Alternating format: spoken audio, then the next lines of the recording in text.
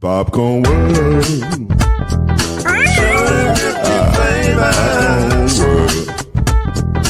Popcorn World. Yeah.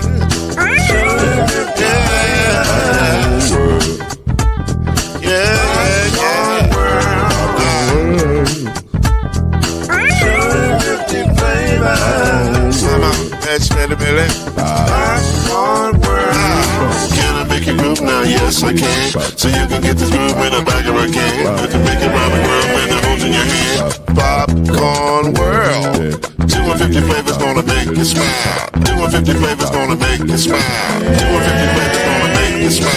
I said popcorn make you smile. Ah. Popcorn World. Popcorn World. Popcorn World.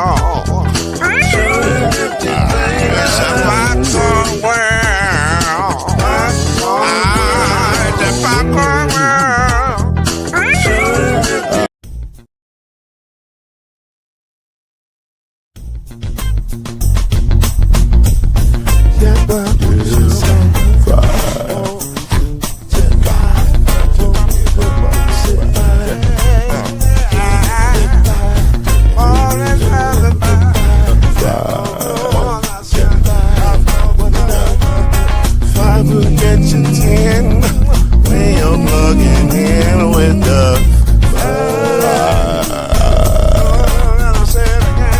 There's no mystery. Let's make history with the five. Oh, the song 2 and 3. Add 1 more plus me and do the 5. The 5. Yeah. We'll keep it on the floor. And the funk was 4 and you got 5.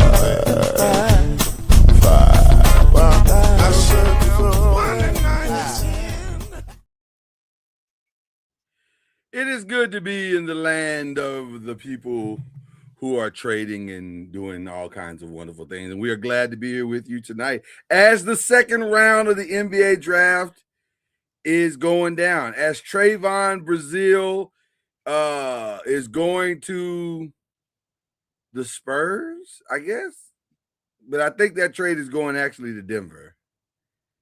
I'm trying to figure out what's happening here. It says pick is in Spurs, but reported trade.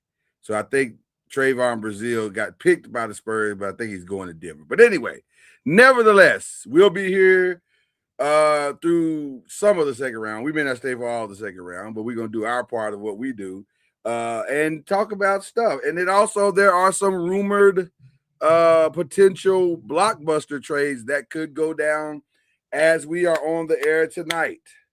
So we will talk about that if thus trades occur.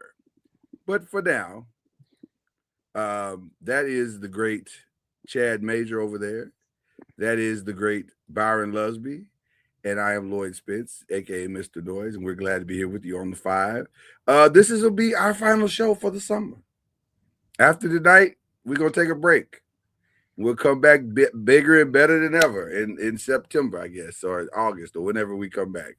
Probably be August sometime, but at least a month we're going to be gone.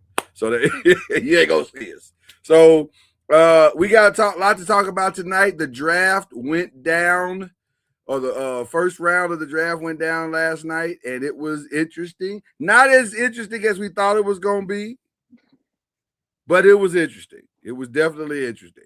And so we will talk about, let's talk about what happened. First of all, let's run through, I guess, a quick reminder to everyone as to who went where. And let me pull that up. We have that. Production has loaded that into the system. So let me pull that up so we can see it together. Okay, here we go. So this is the first day results. To the surprise of no one, AJ. I had it. I had it before the show.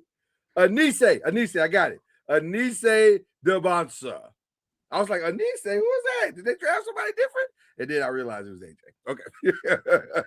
So it's Anise Debansa went number 1 to the Wizards, followed by, also to the surprise of no one, Darren Peterson going number 2, Cam Boozer going number 3 to the Grizzlies, Caleb Wilson to the Bulls. So the top 4 were basically what you thought they were going to be. Keelan Wagler, not a huge surprise, but a surprise. It was kind of, oh, okay, that's interesting, which made, I guess it was a little bit of a surprise because I had not seen that Michael Brown was going to go as high as 6 to the Nets. So the fact that he went to the Nets was a little bit of a shocker. So he went 6. Darius Acuff went 7 to Sacramento Kings. May he be in peace with himself until his trade comes. What? Kingston Fleming with number 8. Now, this to me was the first moment. Because we know that the Dallas Mavericks got a new coach in Dusty May. He left Michigan yesterday, as a matter of fact, to be the coach of the Dallas Mavericks. And his first official act, as to the surprise of no one, was to draft one of his own. So we were like all thinking, okay, he'll draft one of his own. Gotta be Yaxel. No, he went with Morez Johnson, which we will talk about in just a minute, because that was a shocker to me. Brandon Burries picked, the Bucks picked Brandon Burries at number 10, and said Yaxel went to number 11. Now, this was also controversial because apparently Joe Lacob wanted someone else. So we'll get into that here in just a minute. Ade Mara went number 12. So Michigan had a nice little run there from 9 to 12. Nate Ament from Tennessee went to the Bucks, but that's really going to the Miami Heat. No, I'm sorry. The Miami Heat picked him, and that's going to the Bucks. That's what I meant to say. Okay, there we go. Then Heinz Steinbeck from Washington went to Charlotte. Dalen Swain, that was another little bit of a kind of like, oh, no one had that on their draft board, but he went to the Chicago Bulls. Bennett Sturts went to Oklahoma. Why is that significant? We'll talk about that in a second. It's probably very significant because they've taken 2 guys that are sizable. Ade May is 7'3", if I'm not mistaken. Is that correct? And I think Bennett is a big guard. So why would they do that? We'll talk about that here in just a second. Ibuka Okori went to Detroit. Christian Anderson to the Hornets. Hornets, we'll talk about. I thought did very well. Alan Graves went 19 to Toronto, and then the Spurs entered the draft. And the Spurs had a very Spurs-like pick. Determined and Spurs-like pick, and also they knew exactly what they wanted to do in this draft. They started with Jaden Quinitz at number 20, and then went to Terrence Reed at number 26. And I don't think they're done. I think they have a theme that they've developed for this draft. Kareem Lopez to the Grizzlies. LeBaron Philon, who stayed longer than we thought he would. Actually, if I'm being honest, I thought he might have gone at 15. He did not. He dropped all the way down to 22, and then curiously went to the 76ers, which kind of tells me that Tobias Harris might have seen his last days. But we'll talk about that in a minute. Zuby Ejiofor to the Hawks. The Lakers came up to the 24th spot, switch spots with the Mavericks. See, we're still on good terms. They went up to the 24th spot and took Cameron Carr, which was an interesting take as well. And we'll get into that. Sergio Delaria with 25th, Terrence Reed 26th, Chris Sinnock Jr. went 27 to the Celtics, Joshua Jefferson 28th. And then there was a weird set of trades that went down. And by the time it was all over, Alex Caravan went to 29th to the Sacramento Kings. And finally, Coy Pete went to the Phoenix Suns by way of the New York Knicks. So there it is. Those are your first round players and where they ended up. Thoughts, gentlemen, to some of the things. Who did you like? What did you like about these picks? Is there anything you didn't like? Talk to me, man. What how did that first round go for you? It was pretty much like you said, other than Phylon falling, it was pretty, pretty much what you thought. Teams in the West were going to try to get bigger, Yes. and they're going to try to get a little bit more. Everybody in the East going to try to get a little more athletic and some shooting. So it was pretty much chalk. Basically, you kind of knew what people were going to do. Right. There wasn't a lot of Wasn't yeah. surprises. Wasn't a lot of surprises. The only Mhm. ones that were surprising to me was again, I didn't understand, and I'm start with our resident kind of Warriors fan, which is what which will make him now going forward. He's kind of a Warriors fan. Just definitely, Yeah. Now I can't hear him. Can you hear him, Byron? he wasn't talking. That was me. Oh, I thought he was talking. I didn't hear anything he said, but okay. All right. No, I can't hear him now. Yeah, that's what I'm saying. Something's going on with his sound. And ironically, it's going on with his sound now because we're talking about his Warriors and the curious nature of his team. But while he's working out his And the sound, infighting, and right, the obvious infighting. right, the obvious infighting. So it was weird because Joe Laker was in Mike Dunleavy's face, like, what are you doing moment? And Dunleavy was like, I'm taking the guy I think is the best guy at this position. And by the way, not many people would argue with that pick, especially in that system. That thing to me, and I happened to be on the phone with Reggie Love. Shout out to Reggie Love. I was on the phone with Reggie Love at the time when they was about to pick, and I was like, they should take Yaxel because that's a perfect fit for them. He's a perfect successor to Draymond Green. He does all the stuff. He'll do all the stuff, except he's going to be a better scorer than Draymond is. So How old is he?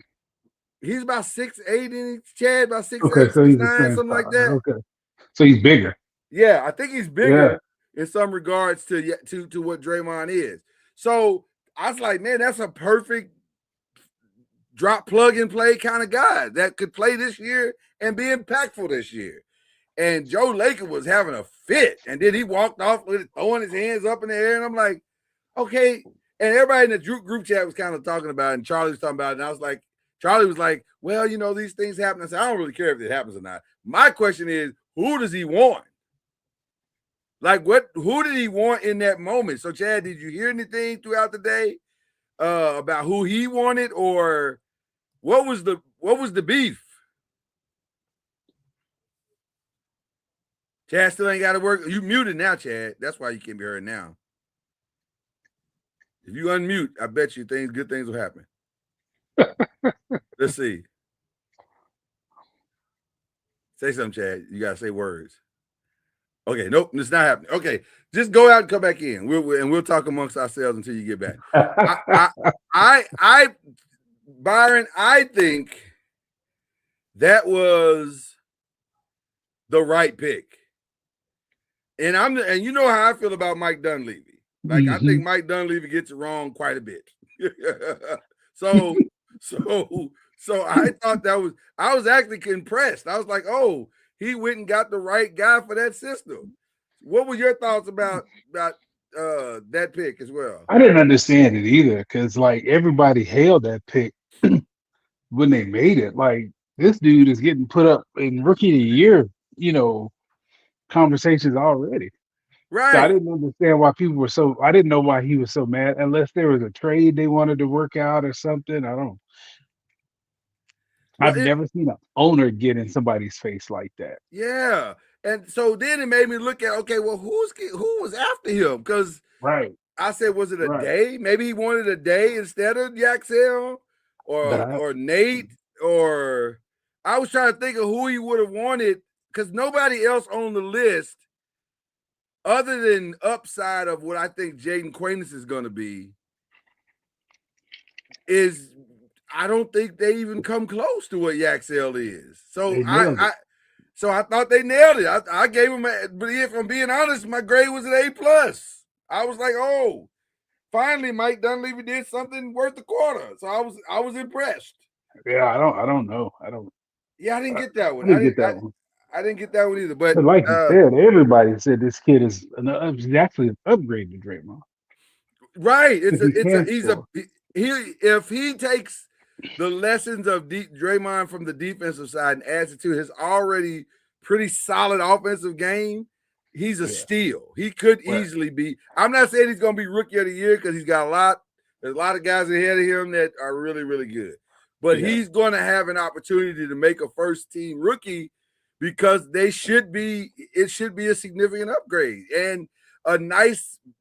I think he's what they wanted Jonathan Kuminga to be when they drafted him.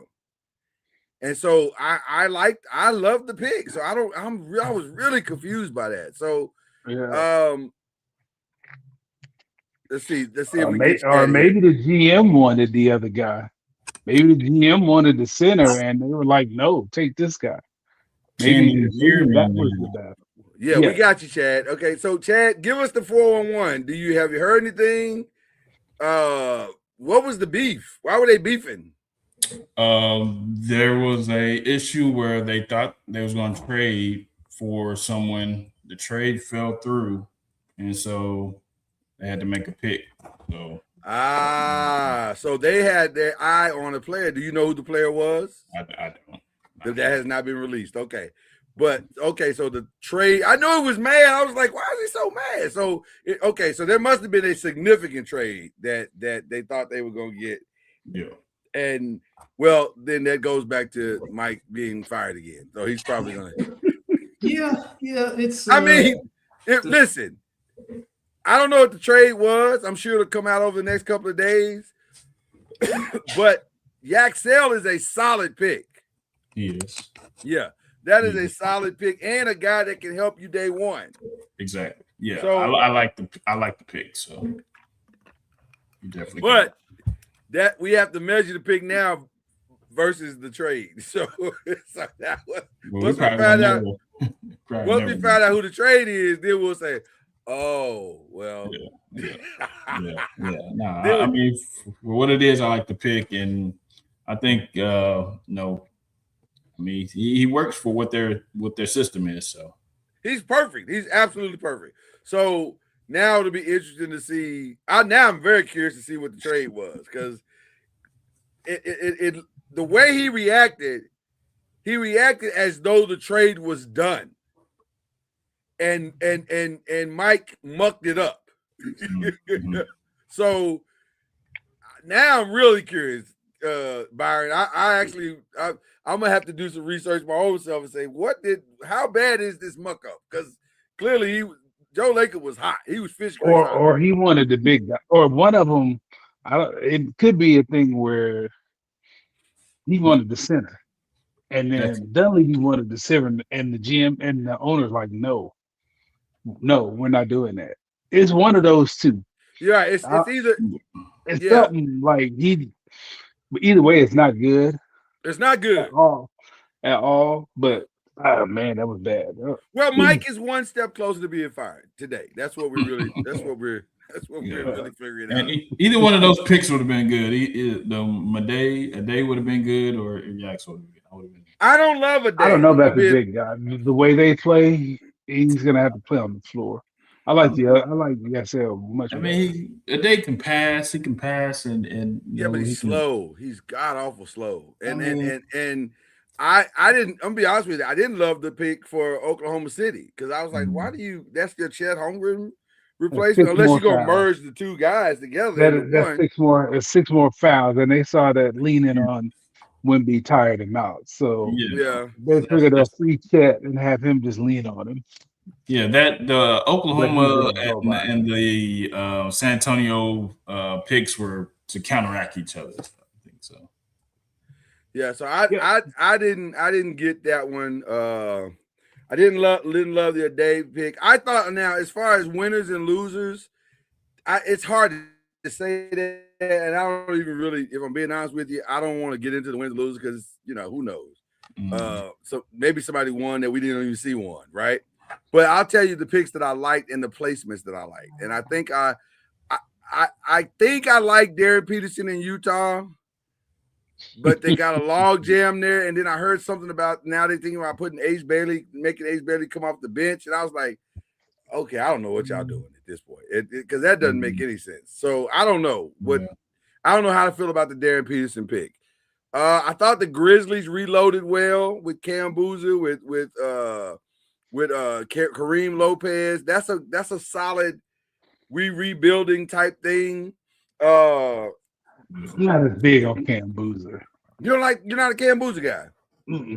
I don't think he's gonna get any better than what he is.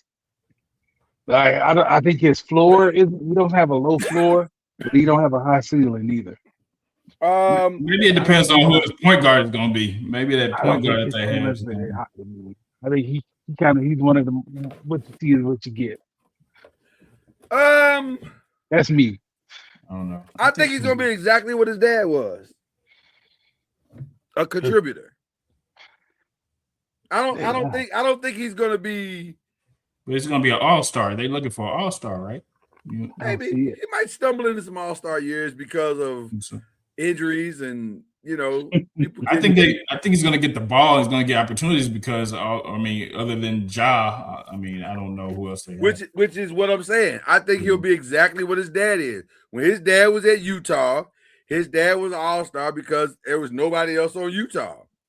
And so he put up nice numbers. But then when his dad went to other places like Cleveland and other places like that, he was just a dude doing a thing.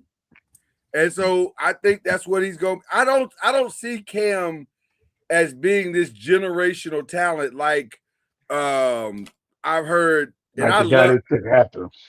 Right. Well, listen, that's to me, that's where the failure is. If you're gonna look at a failure, I think the Grizzlies should have taken Caleb Wilson. He might be the best player in the draft when it's all said and done. Caleb's gonna be a problem. I'm telling you. First of all, they're gonna love him in Chicago. They are going to love him in Chicago. And Chicago has some pieces too, so they get some young pieces too. Yeah. So I think that's where, if you want to talk about a misstep, that might be the misstep that they should have taken Caleb over, especially if they're not gonna keep John Morant. Then you really are starting all the way over. What is Cameron Bruiser doesn't bring the ball up the court? So what are you doing? So that didn't make a lot of sense to me. I felt bad for Darius Acuff. Great talent, but he'll do his 4 years. Yeah, he'll do his 4 years in Sacramento, and then he'll move on, just as obligated once you signed up in Sacramento. Which team would he have been better for, at Clippers or Brooklyn? The Clippers. The Clippers, probably. Yeah. Actually, Michael is not a bad pick for them. He's a great scorer. He's a slasher. They'll love him there. He can put the ball in the bucket. They won't win any more games than they're winning now with Michael. But is his back going to be an issue, or is it all? Oh, listen. His back will heal the same. His back will heal the same way that James Harden's back healed when he left Brooklyn. Really. You know that miraculous healing that James had? That's Michael's back. Like, oh my God, my back is amazing right now. So it'll be about the same. So but he'll play well there. He'll put up nice numbers his rookie season.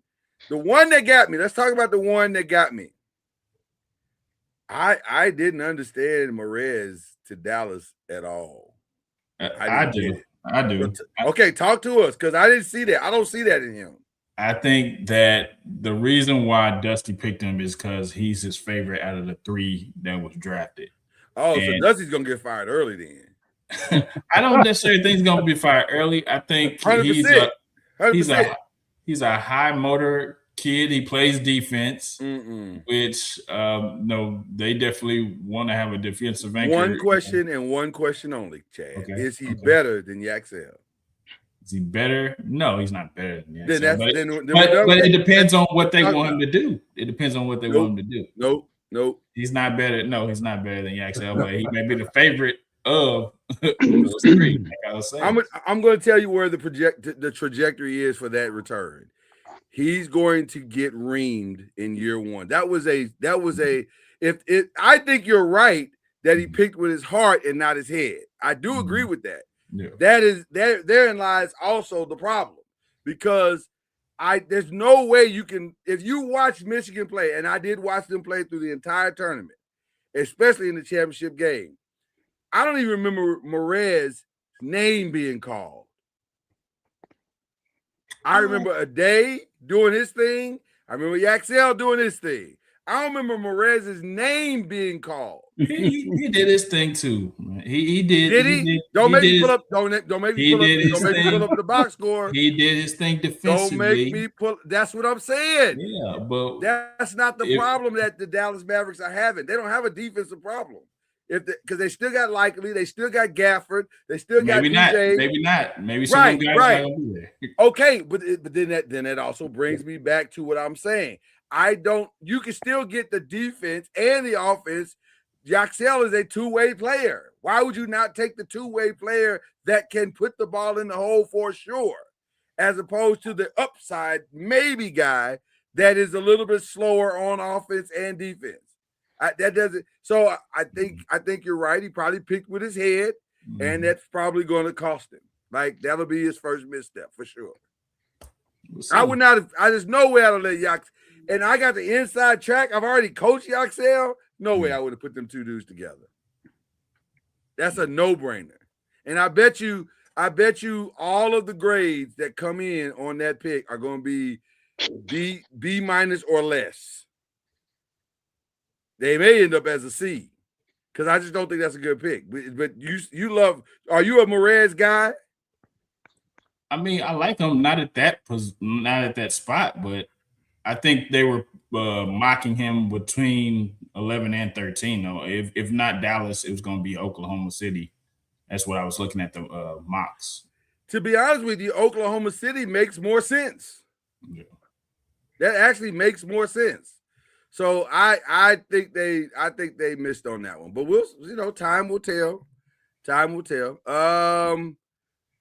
Quite possibly the steal of the draft is Jaden Quainance, but the problem is I'm not sure he's going to play this year. Mm-hmm. I was listening to some stuff today, and I think he's still got some knee issues, and he's going to have another surgery, and they're going to probably have to just let him sit and marinate. For 1 year. Now, once he heals properly, if he comes back to what he was, it's going to be an outstanding pick. I mean, an outstanding pick. Mm-hmm. But right now in year one, man, he must have messed it up bad. Yeah, he hasn't played. He had the surgery at 25. Yeah, so it's been a year. Over a year. So that's been over a year. You're right. It has been a while. Maybe I don't know. But yeah, I agree with you. If maybe something else was going on too. Yeah. If he can give them something at the back half of this year, it'll be great. And then be ready to really roll next year. But yeah, I agree. Yeah. I mean, you can stick him in the G League for a little bit until he's ready. Okay, real quick, I just want to throw this out, which when you start to hear words like this, you realize something's cooking. Sham Sharania just 6 minutes ago says, then of course my phone went dark. Okay, he says there is a sense, Boston has a sense of purpose in the Jaylen Brown trade talks. A sense of purpose. That I think it's going down before we get done tonight. I do. You got to go. Yeah. Well. So let's get into that right now, because I was going to save that for question 3, but let's actually get into that right now, because the reality is you do have to go. You can't walk that back. No, I don't. Now, should they walk it back? Should they walk it back? They should try, but it's their fault. They in this spot. Yeah. Like they brought it on themselves. They know they offered him in the Giannis trade, so you can't go back. You got to. It's not even that. It's the fact that he carried the team all year. Then you bring Jason Tatum back, and then you don't even treat him like he's a bonus. You put him back with big minutes, like he didn't just carry you like to that Jalen point. didn't just get you to the second spot in the East. Yeah, like this dude wasn't coming back off an injury, and then he gets hurt, and like that. You don't do that. That dude. Now you see how they feel about him, though. That's why he want to leave, because you see he can get no respect. Yeah. Well, he definitely had an Ice Cube moment. Here's what they think about you. Yeah, I wouldn't want to stay somewhere that I'm not respected either. So I get it. Yeah, I but it didn't even have to come to that. Like you That's bring where I'm Tatum going. along, That's you where I'm bring going. Tatum along as a bonus. Like anything you get from this guy is extra. You don't treat it like that's the main dish when the other guy is the one that got you there. Yeah. And by the way, the other guy is pretty darn good. He led you because honestly, you can make a more than solid case that had Tatum not come back, Jalen was the MVP of the league. Like I think they single-handedly killed Jalen's MVP run because Jason came back and put up numbers, so it looked like Jalen was just the holder, the holding place for that for who was dynamic on that team. Listen. Cam was asking me. He said, "Shout out to Cam." He said, "Hey man, I still would try to keep him." I said, "You can't. It's over. Yeah, it's over. You cannot float this man." And matter of fact, they didn't even float it. Last year they floated him out there. This year they were brazen and said, "If we can get Giannis, Jalen is gone." Yeah. So you're basically saying the guy that helped you get your first title or your 18th title and was your MVP candidate, we have no value to him other than we need to move him on for something better. That's the thing. You can't walk that back. Finals MVP, and you. You can't walk that back. It's over. It is over. That conversation is over. So unless you give him, the only thing that would fix it is even more money. And then, do you really want to pay this dude $70 million exactly. a year? Yeah. Exactly. You still got to pay Jason. You're already complaining about being far over the second apron, and you're going about to go even further. So I think it's a done deal. I would not be surprised if before this draft is over, that situation is over, and we just move on. Like it's crazy to think that, and it's crazy how time. Or I guess the way I want to say this, it's crazy how we don't learn the lessons of time. We've seen this movie before. Shaq and Kobe. Mm-hmm. I mean, it's probably many more than I'm thinking. James, Russell, and KD. Like we've seen this "we can't get along" movie before, and I don't understand how we get here. Because it shouldn't be that hard to love two people equally. Like I love both my kids. Byron, I know you love both your kids. Most fathers and mothers love both their kids. They don't love one over the other. They love them both equally. They love them for different reasons probably, but they don't love one more than they love the other. We love them. That's just how parents, that's how it works. So I don't understand why it was this hard to make Jalen feel appreciated and loved. Now, some would say, well, they gave him $300 million. He should feel appreciated. That's not how it works. He earned that. Right. Right. In his mind, no, you didn't give me $300 million. I earned $300 million. Yeah. So the respect is what I'm looking for. And to not give him that respect to me is crazy. So we will digress on that part. I don't know what they're going to do. Well, let's talk about what they're going to do. Where's the trade at? Because if it ain't with Giannis, where's the trade? No idea. No idea. I don't either. I don't either. Can I offer one up? As crazy as this is gonna sound, as crazy as this is gonna sound. I think I know where you're going, but go ahead.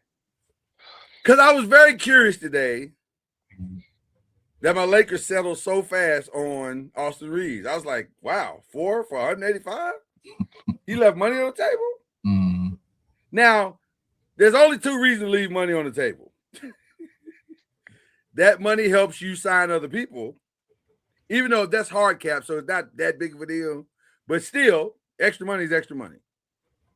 Or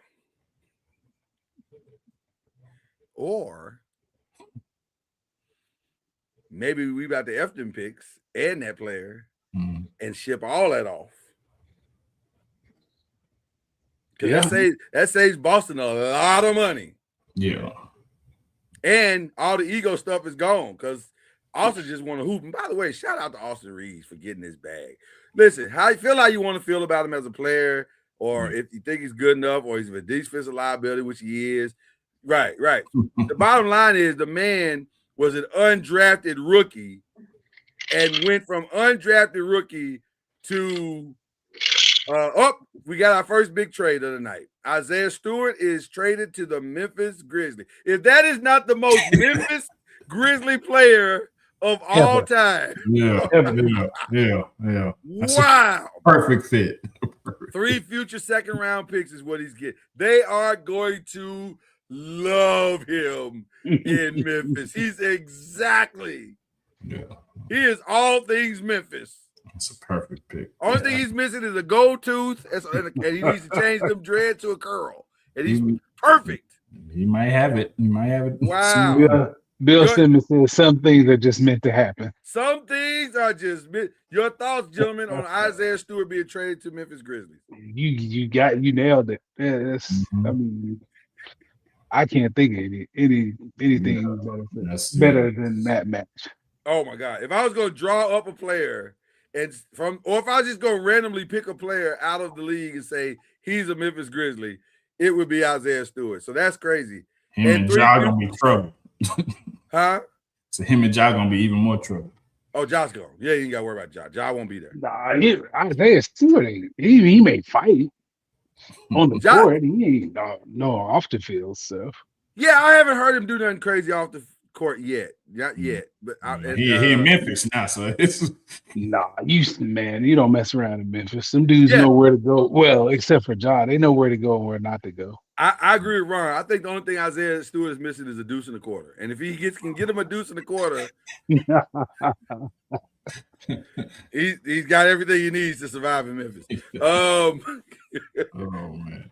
But yeah, so that's the first significant trade, which is interesting from the Detroit side as well, because that says to me that they're going to go more offensive. They're trying to find ways, which by the way they should. They need to find more ways to put the ball in the hole, and they don't have that right now. Is that a possible Jaylen Brown move? Also, could be a possible Jaylen Brown, making room for a Jaylen Brown to come in and absorb some of that. But then who you send out? Do you send out Duren? You'd have to send out Duren in that scenario. Yeah. And by the way, man, I'm gonna just be honest with you. I am still on team. I can't pay you that. Like $200 million. I know you're eligible. I get it, but I can't pay you that. And Cam and I talked through that as well. And he was like, "Well, what if we got all the other offensive pieces, and he's just gonna do defense and okay, but I still have to pay you that? Because $200 million is crazy for it. Because right now he's only got one defensive team. All defensive team on his resume.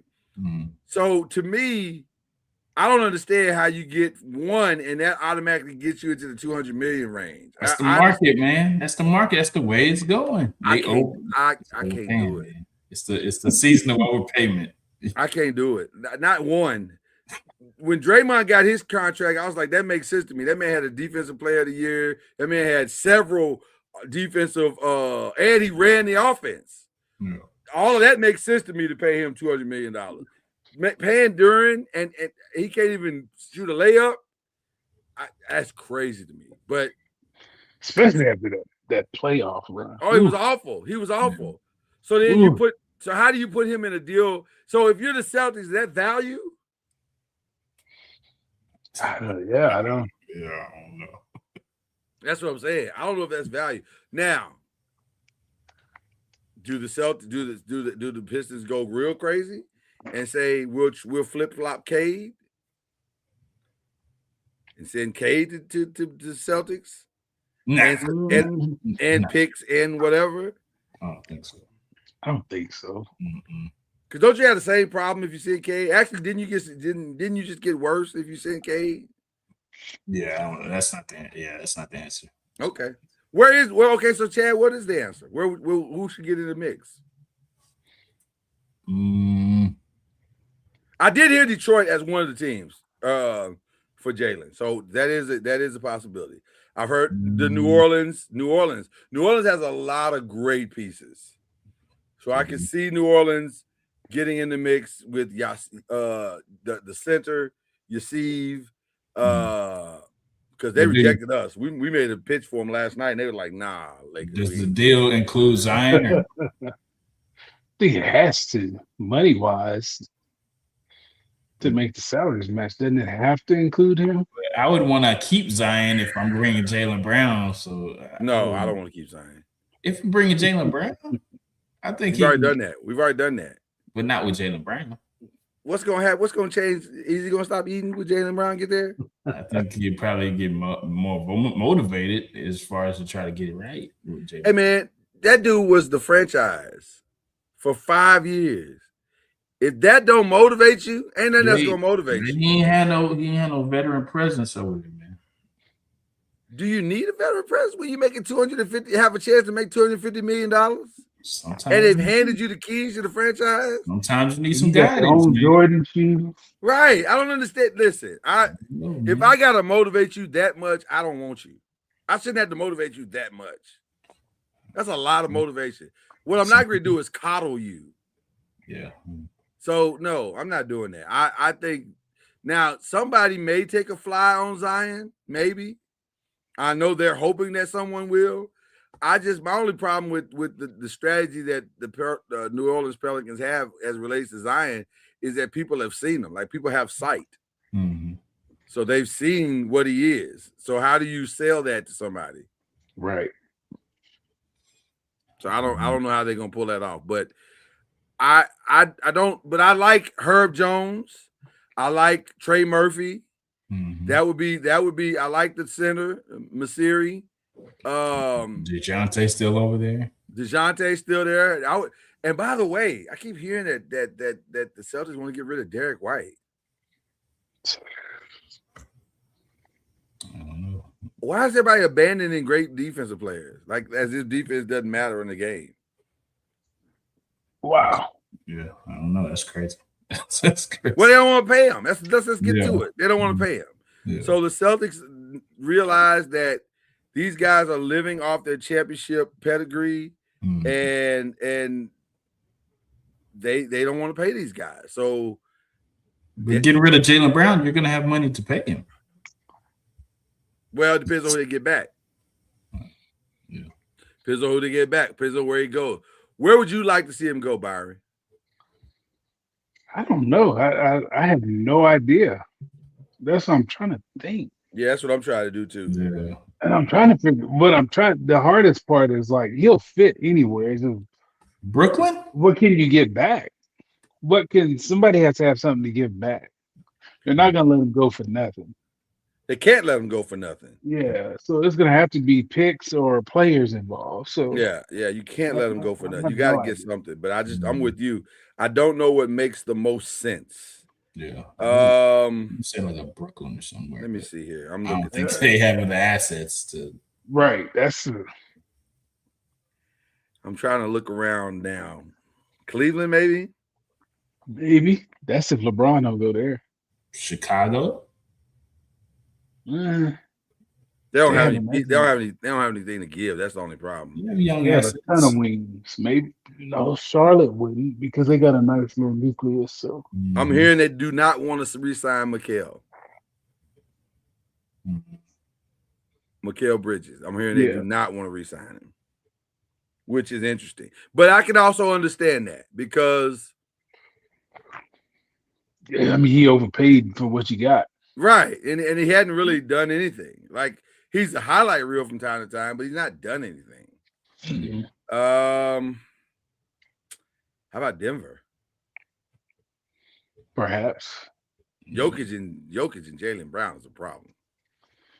Yeah. That is a problem. Are you gonna if they got rid of Jamal Murray. I would say Jamal. I'd package up Jamal and maybe Aaron Gordon.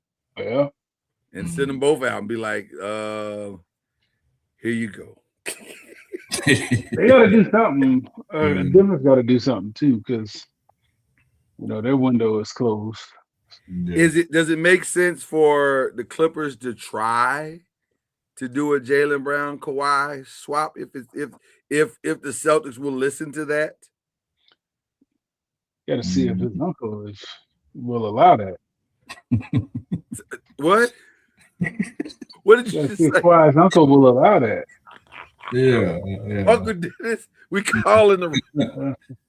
we calling Balmer, and we should be calling Uncle Dennis. Yeah. Uncle Dennis controls all of that, sir. I mean, I could see it, but then again, you had the same thing if Kawhi goes over to Boston with him and Jason Tatum. I think you had the same issue. What do you mean? Say that again. I don't understand what you just said. Two alphas trying to wrestle for the ball. No, Kawhi ain't like that. Uncle Dennis is like that. I don't know if it's gonna work. I don't think Kawhi's like that. Kawhi's on the down slope too with those injuries. Like, but he still probably thinks he can do what he need to do. I don't think so. He ain't gonna be out there as much because in past performances, future performance, he ain't gonna be out there a whole lot. Right, and you only need Kawhi at the end of the season anyway. Like that's the only time you can sit Kawhi for 40 games and be like, just show up, at the end, sir. Wow. What am I? Help me. Okay, you laughing at what I'm saying, but am I wrong? Nope. No, he's hurt a lot. No, he's hurt all the time. He's hurt. You need to hang it up then. Uncle Dennis ain't gonna let him hang it up. Squeeze all the juice out of it. He gonna squeeze all the juice. He's gonna squeeze all the juice he can get out of there. Give me all the fries you can give me. Uncle Dennis want all the money. I ain't mad at Uncle Dennis, except I am mad at him. Like he be doing some unscrupulous. First of all, let's start there. Why you got your Uncle Dennis as your manager? Let's start with that. That's really the first mistake right there. It's just like an episode of Survivor's Remorse. But it's not though, because they didn't let Julius handle the money. they were crazy, but they weren't that crazy. They were not that crazy.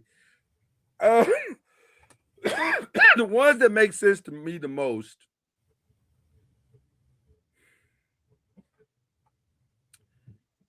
are the teams that need to shoot the moon.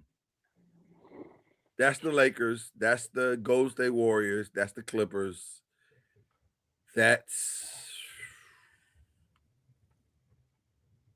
Boy, if Miami could pull it off, that would be the most gangster. They need shooting.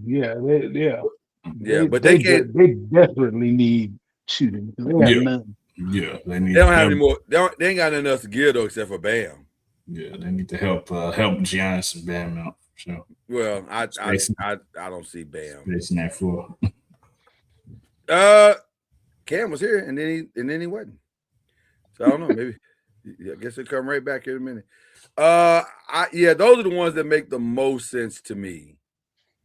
So we'll see. We'll see how that unfolds. I'm sure Cam will have some thoughts, but while he is efforting to get back on the show, let's go back to question 2. We skipped question 2 to go back to. Oh, okay. Is this him? Is this him pulling up here? Okay, there you go. There he is. What's going on, Cam? Can you hear us? What's up? He can't hear us. The way he's getting it together. Yeah. Call production, Cam. Yeah. Yo.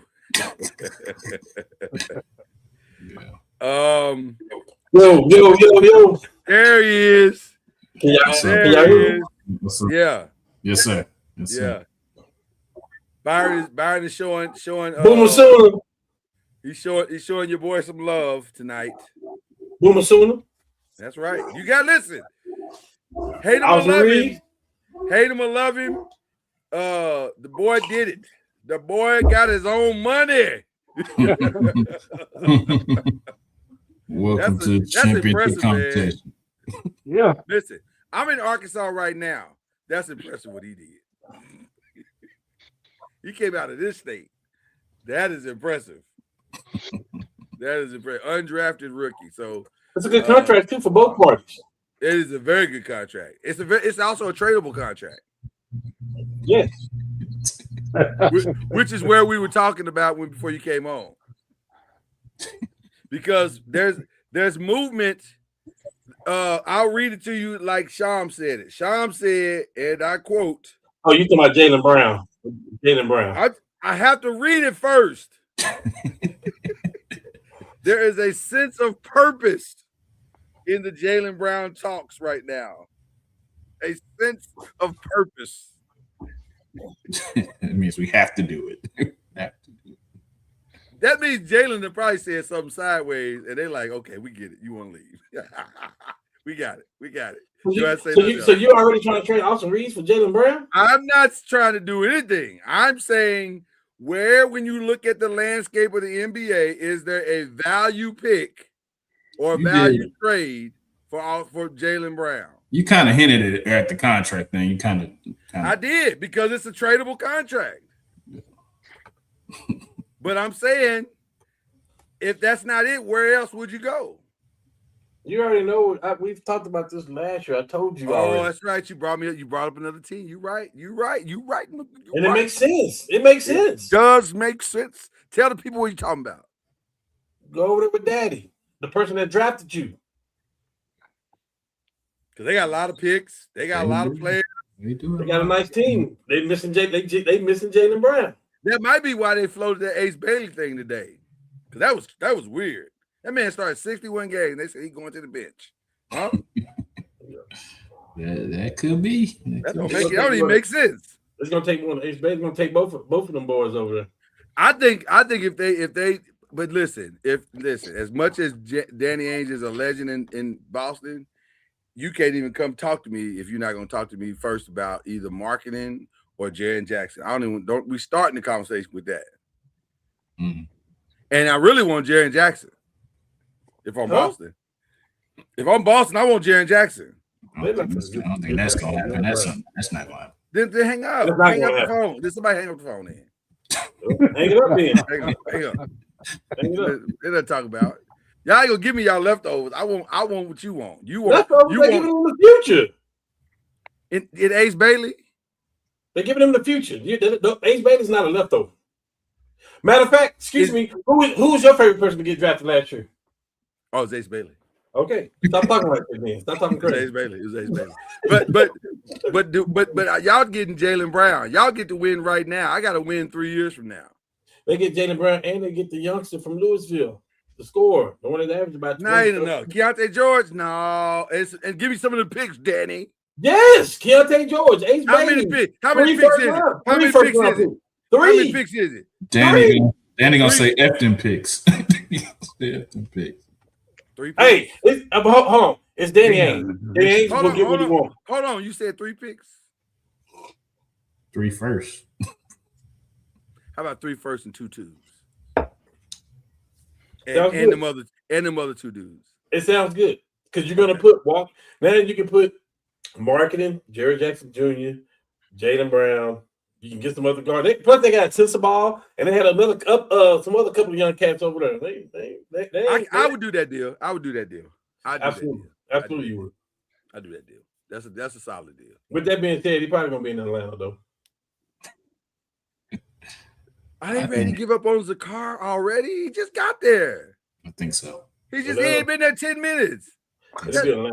He living in an apartment in Atlanta. He ain't even got properly twerked on at Magic City. Whoa, that's crazy. No, I'm just saying. Y'all know that's true. He ain't had time to get the lemon pepper wings yet. He probably working his way from barbecue to lemon pepper. He ain't even had time. Hey, that's his fault. Can I ask you his fault. That is his fault. About a blockbuster though? Talk about it. You think a blockbuster's on the way? Would you take draft picks, Cornette, and Dylan Harper to Boston for Jaylen Brown? Not Cornette. Not Cornette. Cornette, the center, the backup center. I know you're talking about. No, the answer is no, absolutely not. He wasn't. But I would. But now, if you give me Harper, you give me this pick that you just made acquaintance They gonna happen. and the picks, I'm listening. It's a team. It's a good team for Jaylen Brown out there. It's going to make sense for everybody. Well, it'll be interesting. Hey, Lord, but me and you talked about the most gangster. Hey, check this out, Byron. We talked about the gangster thing to do. The gangster thing to do would be for Milwaukee to turn around and trade for him. Listen, that's what we did say. Listen, wouldn't that be the most FU Miami moment Absolutely. of all? So we got our picks from y'all, and also, Yeah. And by the way, Tyler Hero makes sense in Boston. Yeah. Amen makes sense in Boston. That both of those guys make sense in Boston. And give me Miami's picks anyway. Now, still got your picks, Pat Riley. I like that. I love that. On the cool, Milwaukee got some stuff I want over there. They trying to shed salaries and stuff like that. Listen, the Lakers had no bench. That's part of the main reason why we lost. We had nothing coming off the bench. Nothing to go to at all. I'll take Kyle Kuzma off the bench right now. Bring him home. Yeah. Right now, off the bench. Yes. Hey, you gotta leave that sweater though. I'll take Miles Turner right now. I'll take Miles Turner to start. Hey, coming off the bench. He's better than DeAndre Ayton. Kyle gotta leave that sweater in Milwaukee though. That's what I'm saying though. And me and Lloyd and me and some others was talking about Miles Turner. Listen, Miles Turner have played like boo-boo for me, in my opinion. And I ain't talking crazy. He from the city. Mm-hmm. He don't play like boo-boo. But a part of that is coaching, of letting him settle outside, and who he plays with. You put him over there with a Luka gonna have him in a pick and roll, pick and pop. Gonna make him successful. That's just my. Can I give a message to the kids real quick? Just real quick to the kids. If you are 6'8" and up, if you're the kids, if you can master a real low post game, you'll make $400 million in the NBA. Yes. Mm-hmm. Stop popping out shooting threes. Just master the inside and be Shaq like dominant or Tim Duncan like dominant inside. You'll make $400 million. Easy work. And be able to shoot between 15 and 18 feet. Consistent. Yeah, all you need to go is from elbow to baseline, and you'll make $400 million. Easy. Easy. 75% of your free throws. Yep. 75. If you can give me 75. I don't even need 80 and 90. 80 and 90 is a plus. But if you give me 75, I'm a happy man. I'm a happy organization. So, but as bad as my guy's been in Milwaukee, I'd take him over DeAndre Ayton. I don't want to say that bum's name in LA. Over dominating. Oh man. Oh, he's terrible. I'll take Miles Turner's like year over. At least Miles is trying. DeAndre wasn't even trying, dog. Right. He wasn't even trying. He wasn't even. There are moments when you go back and watch some of the film on DeAndre, and he's just standing there watching the rebound go by. That's crazy. He's Otis Redding. Sitting on the dock of the bay. He's supposed to go to LA and show out, and he ain't do it. That's crazy. He did not.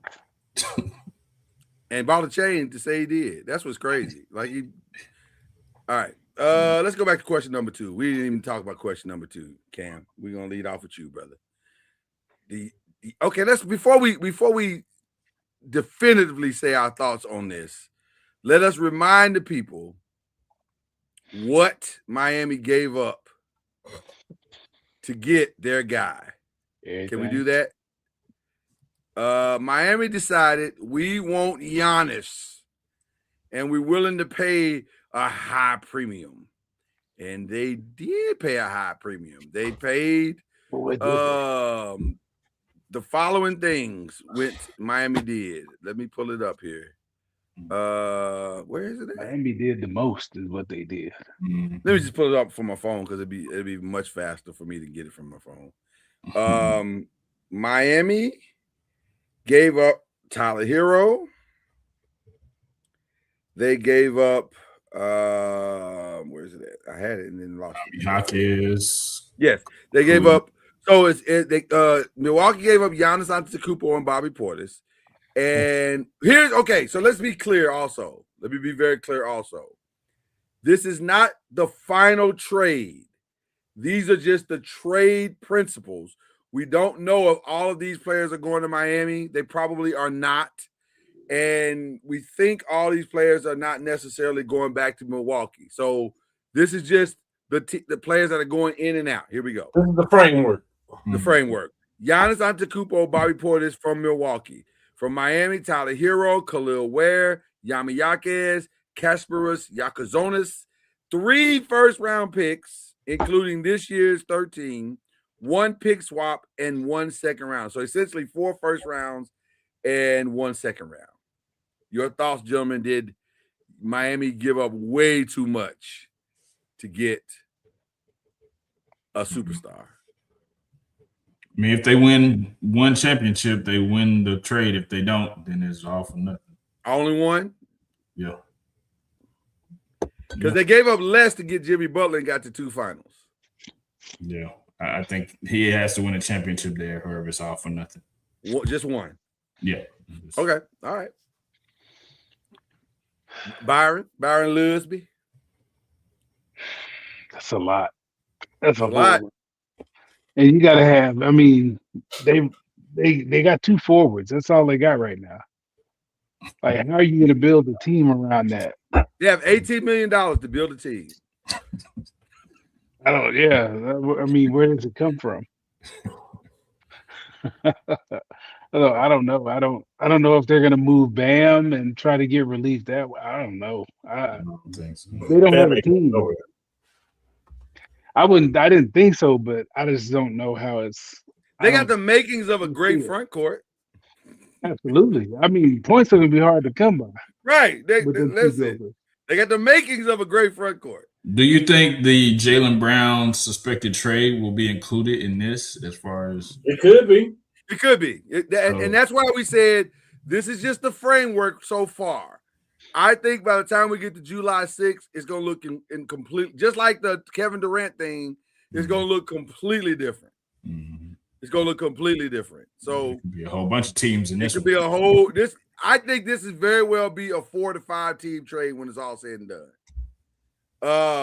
But who the teams and who gets what? That's the X factor. Yeah. But Cam, tell them what I already know about your thoughts. This was an excellent trade. This trade was good for both parties involved.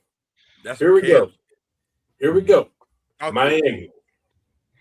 Lloyd told me the same thing. Yeah, but they got 2. They went to the finals twice with Jimmy Butler and the team that they assembled. Here's the thing. Pat Riley is that guy.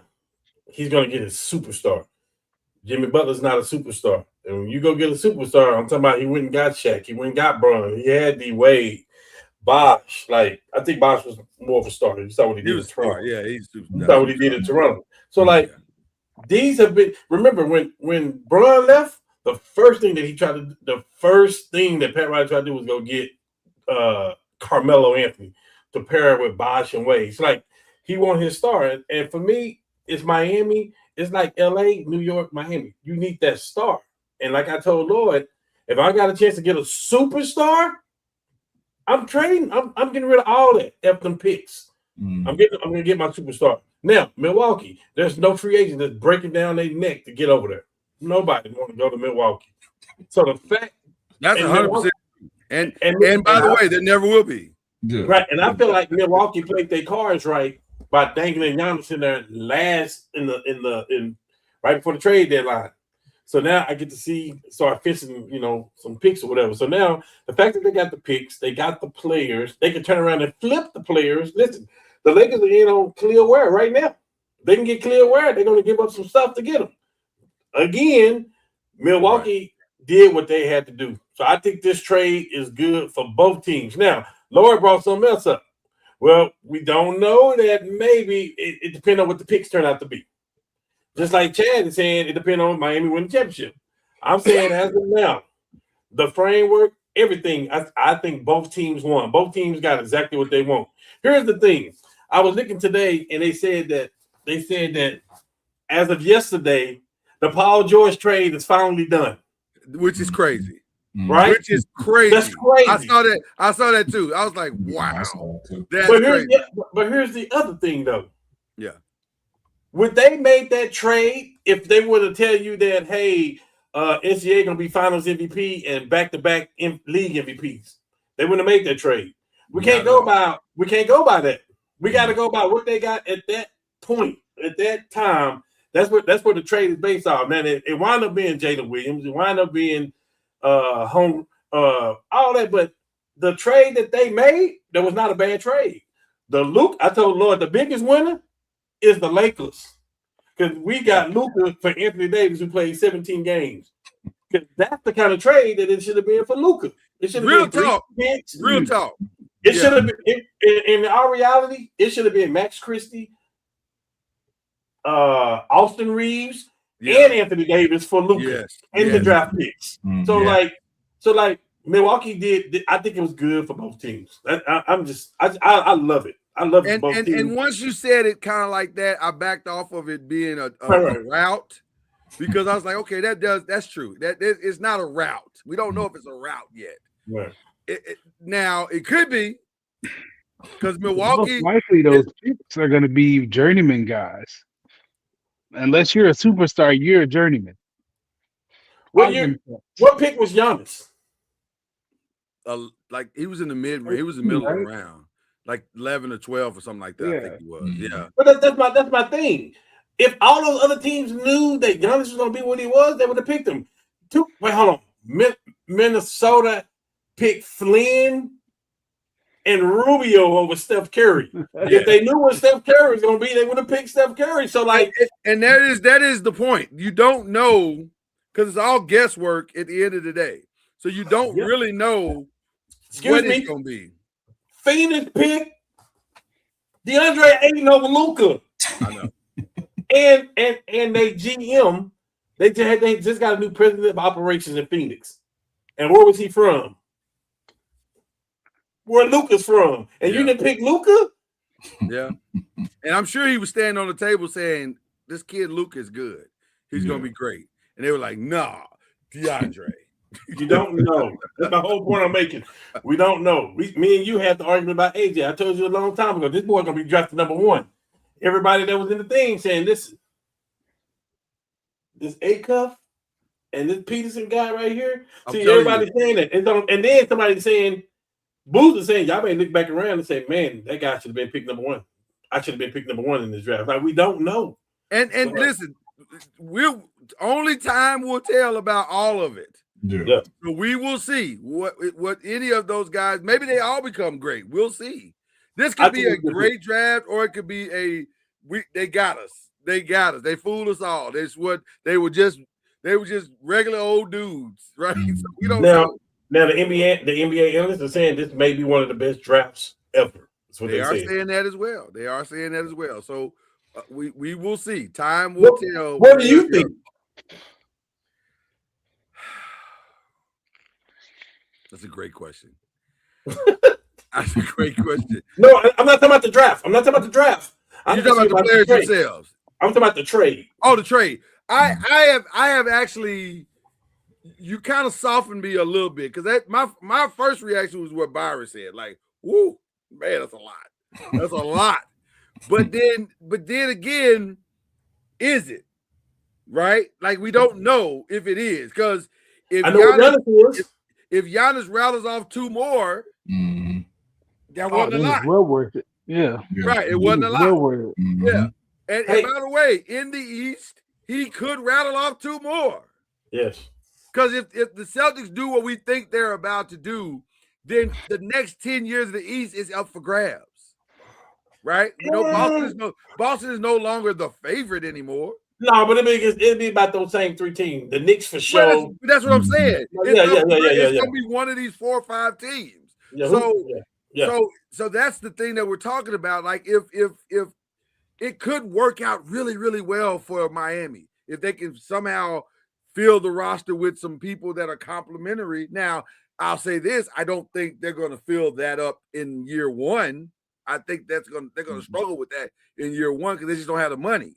So, but Pat is creative. I will say that Pat is creative. Now, here's the other thing that Pat is also creative with, and this will just make it interesting. Pat is so creative that he convinced 3 dudes to take less when they all should have got the max. Right.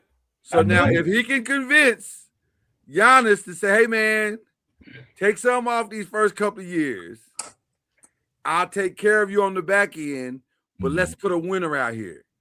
If he can do that, now we might have it. Now we have a different situation because he's gonna have to pay some people. He's gonna have to pay some people. You can't.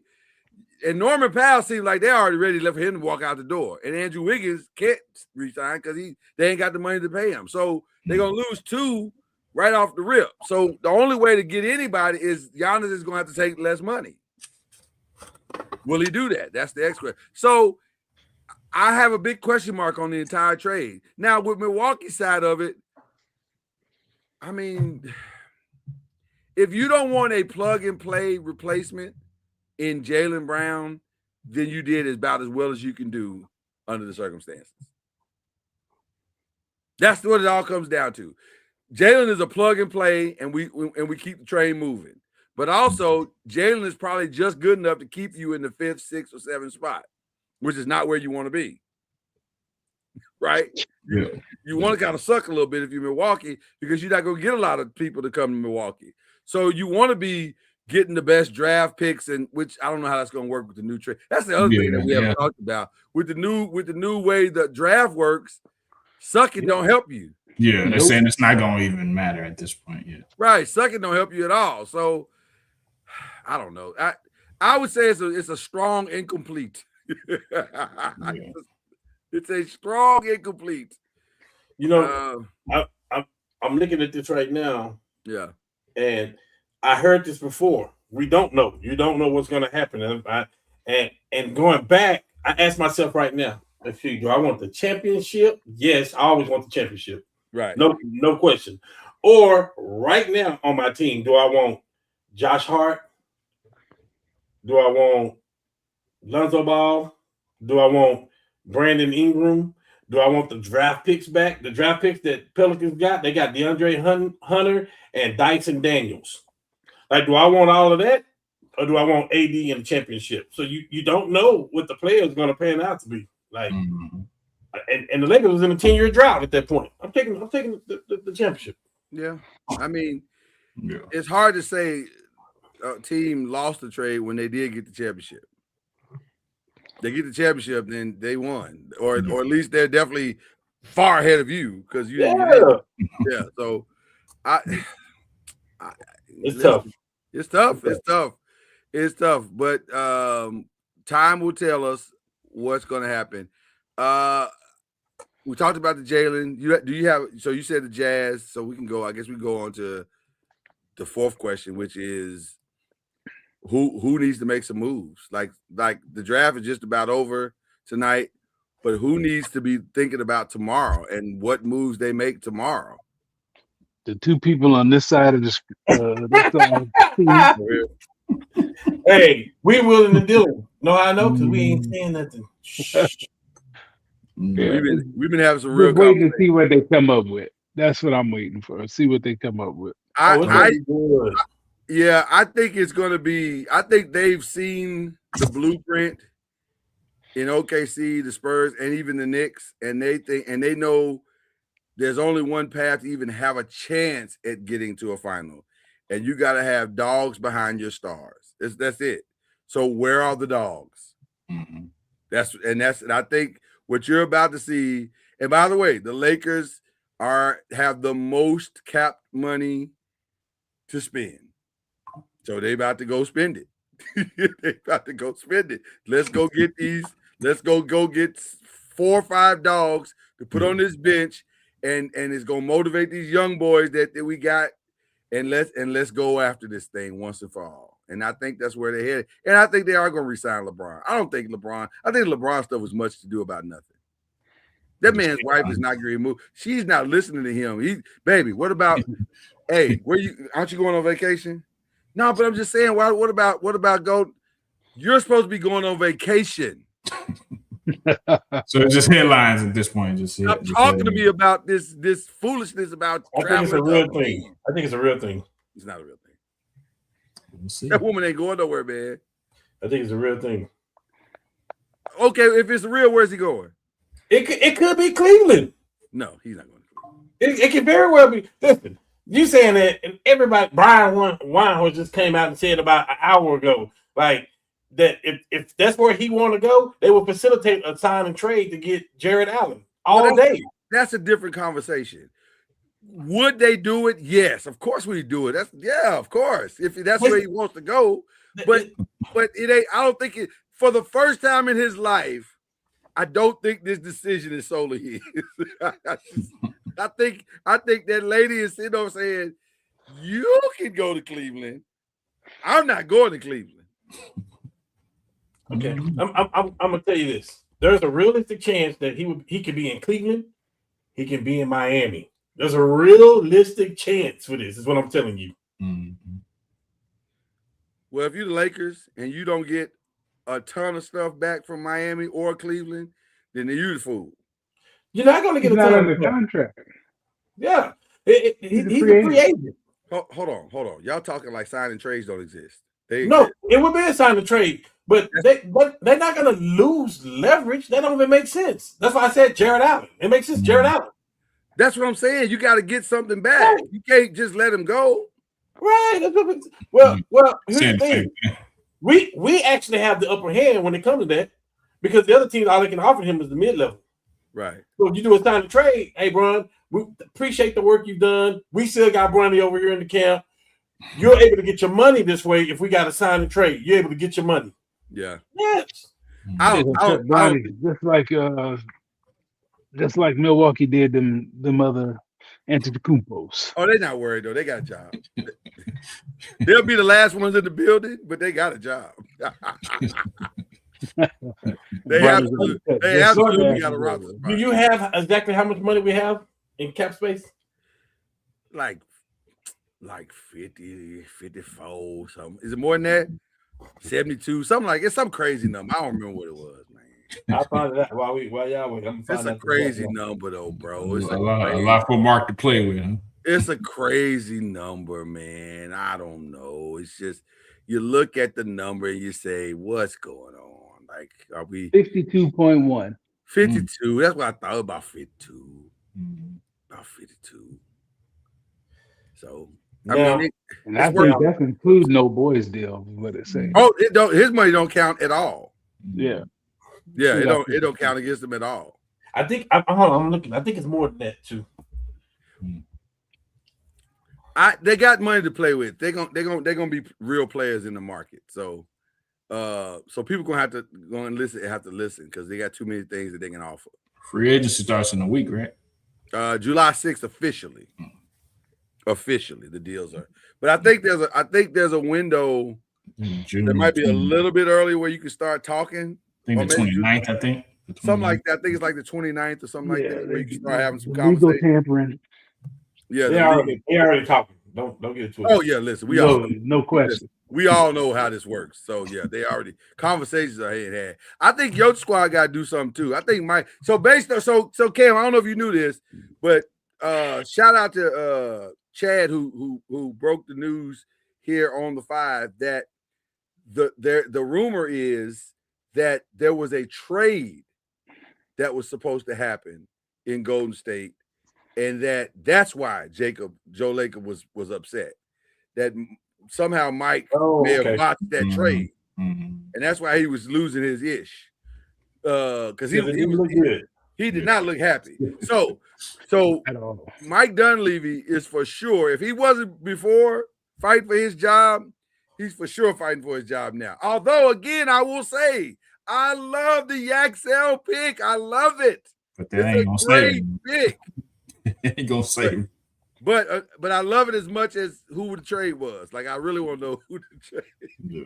I really want to know who they're trying to trade for. So it's gonna be interesting to see what they do. I think they're I think they're desperate. The Lakers are trying to figure it out. Matt Ishbia talks a lot of trash. Does he need to do something? Because at some point, because I'm hearing they're gonna resign. They've already re-signed the young boy, which, by the way, shout out to him because he deserved his money. He balled out in the second half of the season. He balled out, so he earned his every dollar he got. But I'm hearing they're gonna re-sign Dylan Brooks. Hey, you're gonna have a new Devin Booker, man. You got a new number. You're gonna have a new Devin Booker out there now. I don't get the Dylan Brooks re-sign. Yeah, Like, what does he give you? Like, he's just a dude. Yeah, but that Devin Booker contract was like, thank you for staying here, for being loyal. Yeah. I get that. I get the Devin Booker. You ain't got nothing else. Dylan Brooks, maybe that's just a. I don't know. He's just an irritant. He just get on your nerves. He just gets on your nerves. He's like, "Ooh, what you doing? Aren't you? You got somewhere to be? Like, where can you go? Go over there." That's what Dylan is. What he is. So I don't know. I'm curious to know the teams that contender wise. Let me throw out another name of somebody that needs to have a conversation because I forgot James Harden technically is a free agent. I think he's either a free agent or he has a player option. He has a player option, I think. Okay. So, which, by the way, if you're James Harden, back to Cleveland, right? Well, if you're James Harden, you opting in. Like, we're going to end this conversation quick. He hasn't made a official decision, but if I'm James Harden, I'm not leaving no money. I think it's like $49 million or something crazy like that. I gotta have that money before I don't give a flying flip what we do as a championship, but I'm taking this 49. Yeah. 42.3. Yeah. What is 42.3? It's 42. Okay, I thought it was 49, but anything with a 4 in it, I'm taking. Same thing. We get up in the 40s, like the same thing. Yeah, I gotta have all that. I want every dime of that. Give me my money, and if we win a championship, great. But I got my money though. Yeah, I got my money, my money. Yeah. So, what do they do? Who? Cleveland. Well, let me ask you this: if you're Cleveland, do you buy them out? No, it's fair. You got to see what happens first, though. That's the thing. Right now, they're trying to get Jaylen Brown for Mobley. That's what the framework is. Jaylen Brown for Mobley. So if you can do that, yeah, you get rid of James Harden and do whatever you got to do, or you say, hey, opt out and go get your money. Wherever, I don't know, but like you got to see what the team, what direction they going in. You can't just make that decision and not know what you're doing. Yeah. If not, guess what? You got to run it back, Cleveland. You have to get better. If James Harden, keeping James Harden makes the team better, then yeah. But if not, then you got to explore that. Just boy, that's interesting. That's an interesting situation that y'all discussing right now. I'm sorry. I'm going to stand on my principles when I say this. Go ahead. I ain't basing it off James Harden. I'm basing it off Donovan Mitchell. You weren't supposed to be my leader. That's fair. Mm-hmm. That's true. That's completely true. Donovan Mitchell is Jimmy Butler. You ain't winning with the All-Star. You got to have a superstar these days. The last time we saw a team win without a superstar was probably Detroit when they beat us. The last time we saw a team win without a superstar, we just saw it 2 weeks ago. Who? Jalen's not a superstar. Not yet. No, Jalen's a superstar. He is in New York. Jalen's a superstar, bro. I think he's in that class now. I think Jalen's a superstar, bro. I'm sorry. In one season? Hey, when you put the team on your back and do what he did, for me, that's based on what you just said. Chauncey Billups is a superstar. We know that. No, he didn't do that. Chauncey didn't do it. What? How many points you think he averaged? How many assists? Chauncey was the MVP of that team. But MVP don't make you a superstar. Don't do that. That's the point I'm making. Iguodala's a superstar too. Stop. You're making my point. I'm saying I don't know if he's done enough to be a superstar. I'm saying Jalen Brunson has, but I'm saying don't you say we just seen it. Come on, man. Stop that. One good game. Oh my God. One good game. If he hadn't had that 45 points, quarters. If he hadn't had that 45 other than that, he was a volume shooter who they were picking on him on defense. Even in game 5, they were picking on him. If he hadn't had that Dylan Harper 45 got point, whatever he So wanted. basically, what you're saying is y'all can name about 10 players better than him. I'm assuming. You Yes. talking about huh? Yeah. I can't. I'm sorry. He's a little dude that can't play no defense. You sound like what that. are we talking I- about? Luka can't play no defense, Luka's not a little dude. but he can't play no defense. And he's scoring. He's better than Jalen And Brunson. and if you look at everybody else that you want to compare him to, he moves the ball better than him too. compare Jalen to anybody else you want to compare him to. Put the numbers there. Compare Jalen's numbers to anybody else. Okay, I mean, I'm not gonna. I can't do Luka. I can't do Luka because Luka damn near averaged a triple double. I'm not going to They're say totally different animals. That's what I'm saying. Like, but Well, just you mentioned because you want a didn't play chip, that defense. doesn't mean you have to ignore everything else just because you want a chip. I agree, That's but me. That's but me. but to say he don't play defense, like a lot of He people don't play doesn't. defense, especially Well, for him. They hunt him. They hunt him. Every team that played against him hunted him. That's fine. Every team. And he's made them pay. Every team he played against, Not on he has made defense, them he pay. didn't. Not on defense, he did not. I'm not talking about defense. I'm talking about what he brings to the table. His best quality, And offense. if Karl Anthony Towns doesn't play well in game 4, Oh, we don't went to if could they have started should. going back to Karl. I mean, you can say what you want. He was a volume shooter until game 5. If Jordan want to retire, he may have 8. You talking about if could have should He have. was a Man, I can't go volume by shooter. him. I You got to go don't by have what to happened. ignore everything that you've seen from the dude just because he played good in game 5 and they won a chip. That's all. Jalen has turned up ever since he went to New York. He left as the number 3 person in Dallas. He went to another team and had totally turned up. And they didn't win until they went through somebody else. Who else in the East was winning like that? No, the West. Karl Anthony Towns is why they started winning. They started going through Karl. It wasn't him. he's a good point. You can say what you Hey, want. wasn't everybody They pissed? started going Wasn't through everybody ready to Karl. move Karl Anthony Towns? Because they say he played golf like a little girl and all this stuff. Shaq and everybody. Until this year, he didn't. Then this playoffs, he played the best he's ever played in his life. I And they agree. went through No, him. that's true. That's very true. This is not the best. Yeah, but in this playoffs, this ain't the best that Jalen has played. Since he went to New York, he has turned totally up. But they don't win. It doesn't. I don't care about that. They don't win unless they go through Karl. Even last year, they I knocking on know, the well, yes, but also no, because the reality is they were about to lose to Atlanta. Let's just call it what it is. Atlanta had them on the ropes, and Mike Brown said we got to switch this whole offense up, and let's run this through Karl. And the moment they did that, they became the team that they, So good coaching switch. Great job, Right, coach. Absolutely. It happens. We've all said that Mike Brown is underrated as a coach. 100%. 100%. Yeah. So I give. Listen, nobody's taking anything away from Jalen's talent. Jalen is an offensive talent. The Mavs will forever be the team that fumbled that situation. So let's keep that at the forefront of this. But the reality is, it turned out really great in the end, but a lot of things had to go right because they lost 15 quarters. They lost And he 15 won, of them. and he won every fourth quarter. Right. Well, not every. He won 2 out of the 4. Game 1, game 5. Right. He won 2 out of the 4. So what did he do in the other games in the fourth quarter? No. He shot them out of game 2. Oh no, game 3. Game 3. That was the one they lost. Game it's 4. his fault that he lost, right? Game No, it 4, wasn't his fault. I'm not gonna say it was all. Don't change Yeah, the narrative. that's We're not not what talking we about said. whose fault it was. Okay. That's a whole different conversation. Well, he didn't shoot him out of nothing then.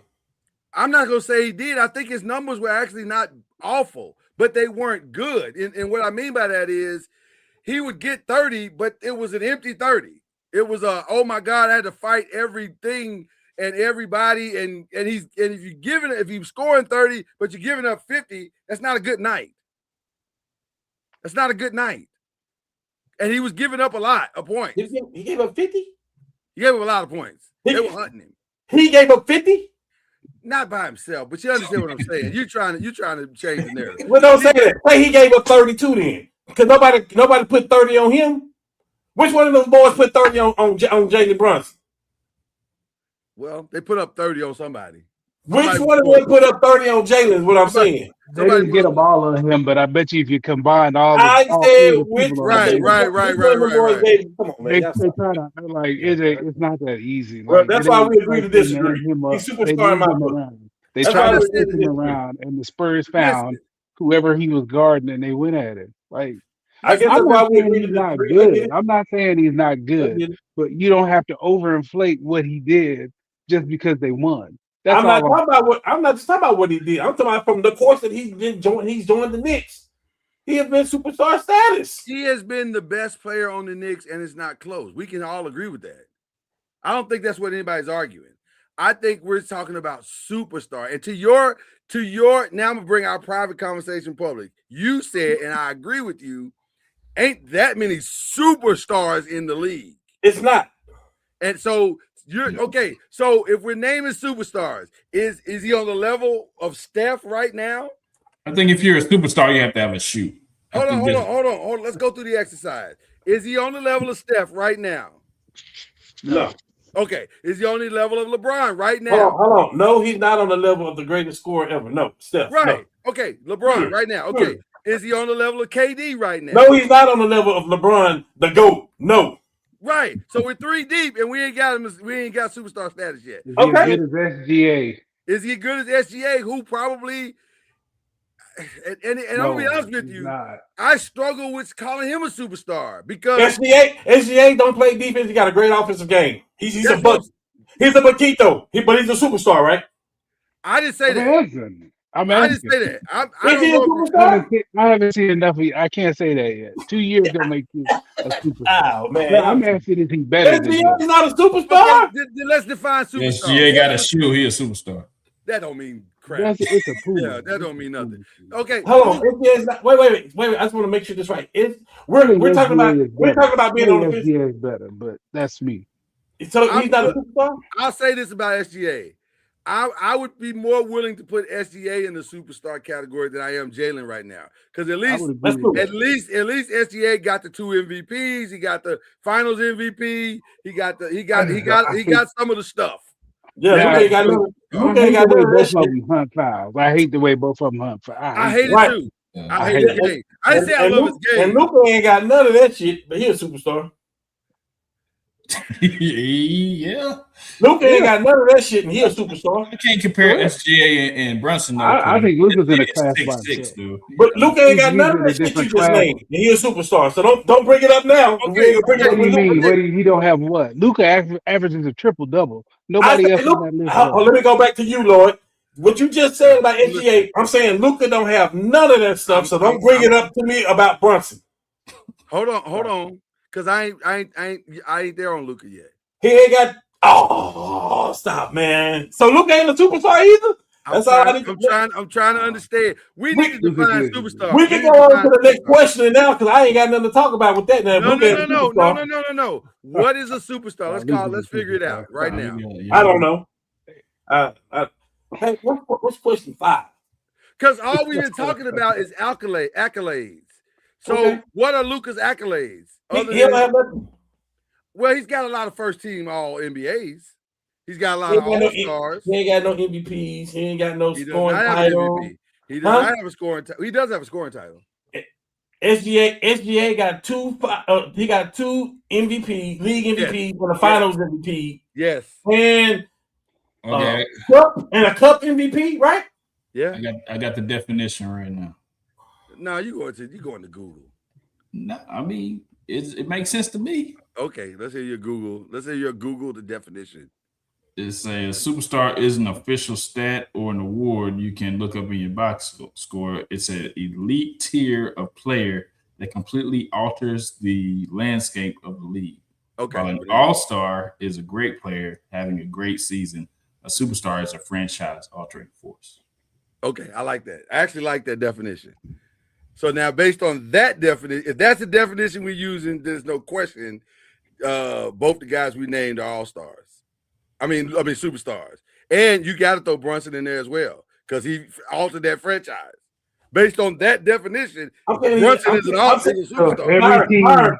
Byron, all I'm saying is he left the Mavericks and change their franchise. That's what I'm saying. They believe they win it. They believe they can win now. By that definition, he is He's a not a super. I mean, there ain't.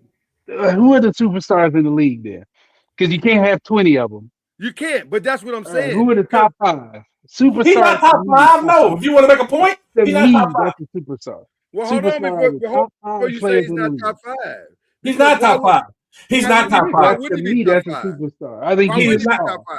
I think he's a star. He's not top 5. No. Okay, let's name the 4 in front of him. We can all agree that Luke is top 5. Okay. Absolutely. We're going by Chad's definition. We're going by what Jesus and everybody else say too. We can all agree that Giannis is top 5. Let Jesus out of this. Let Jesus. I'm with him on that. He's busy with other stuff. Luka, yes. Okay, so Luka. Giannis. All right. Giannis. Jokic. Absolutely. Steph. Mm-hmm. Okay. Take your pick. Braun is better than everybody else we finna say. Right. SGA is better than everybody. Wemby is better than everybody we finna say. It's more. That's what I'm saying. It's some superstars. I don't think you can have like 10 or 15 superstars. So the cutoff could be to me, like top 5, maybe top 7. Okay, I think the cutoff is a star. The cutoff could be the 7 you just named, he is a star. and Brunson is at the end of that list. I can. Is Cade Cunningham a superstar? Absolutely not. Absolutely not. No. Not yet. Not yet. Mm-hmm. Not yet. Because you could argue the coach is more superstar than Cade is. Cade was on the team when they didn't win but 15 games.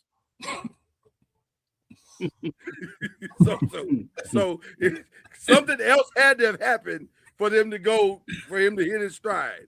So if you take what Chad just said and take your thoughts. Mm-hmm.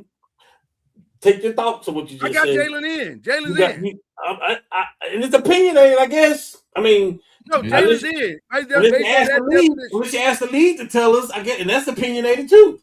Based on that definition, which I think is a fair definition, Jalen's in. Before Chad said he's at the bottom of that list.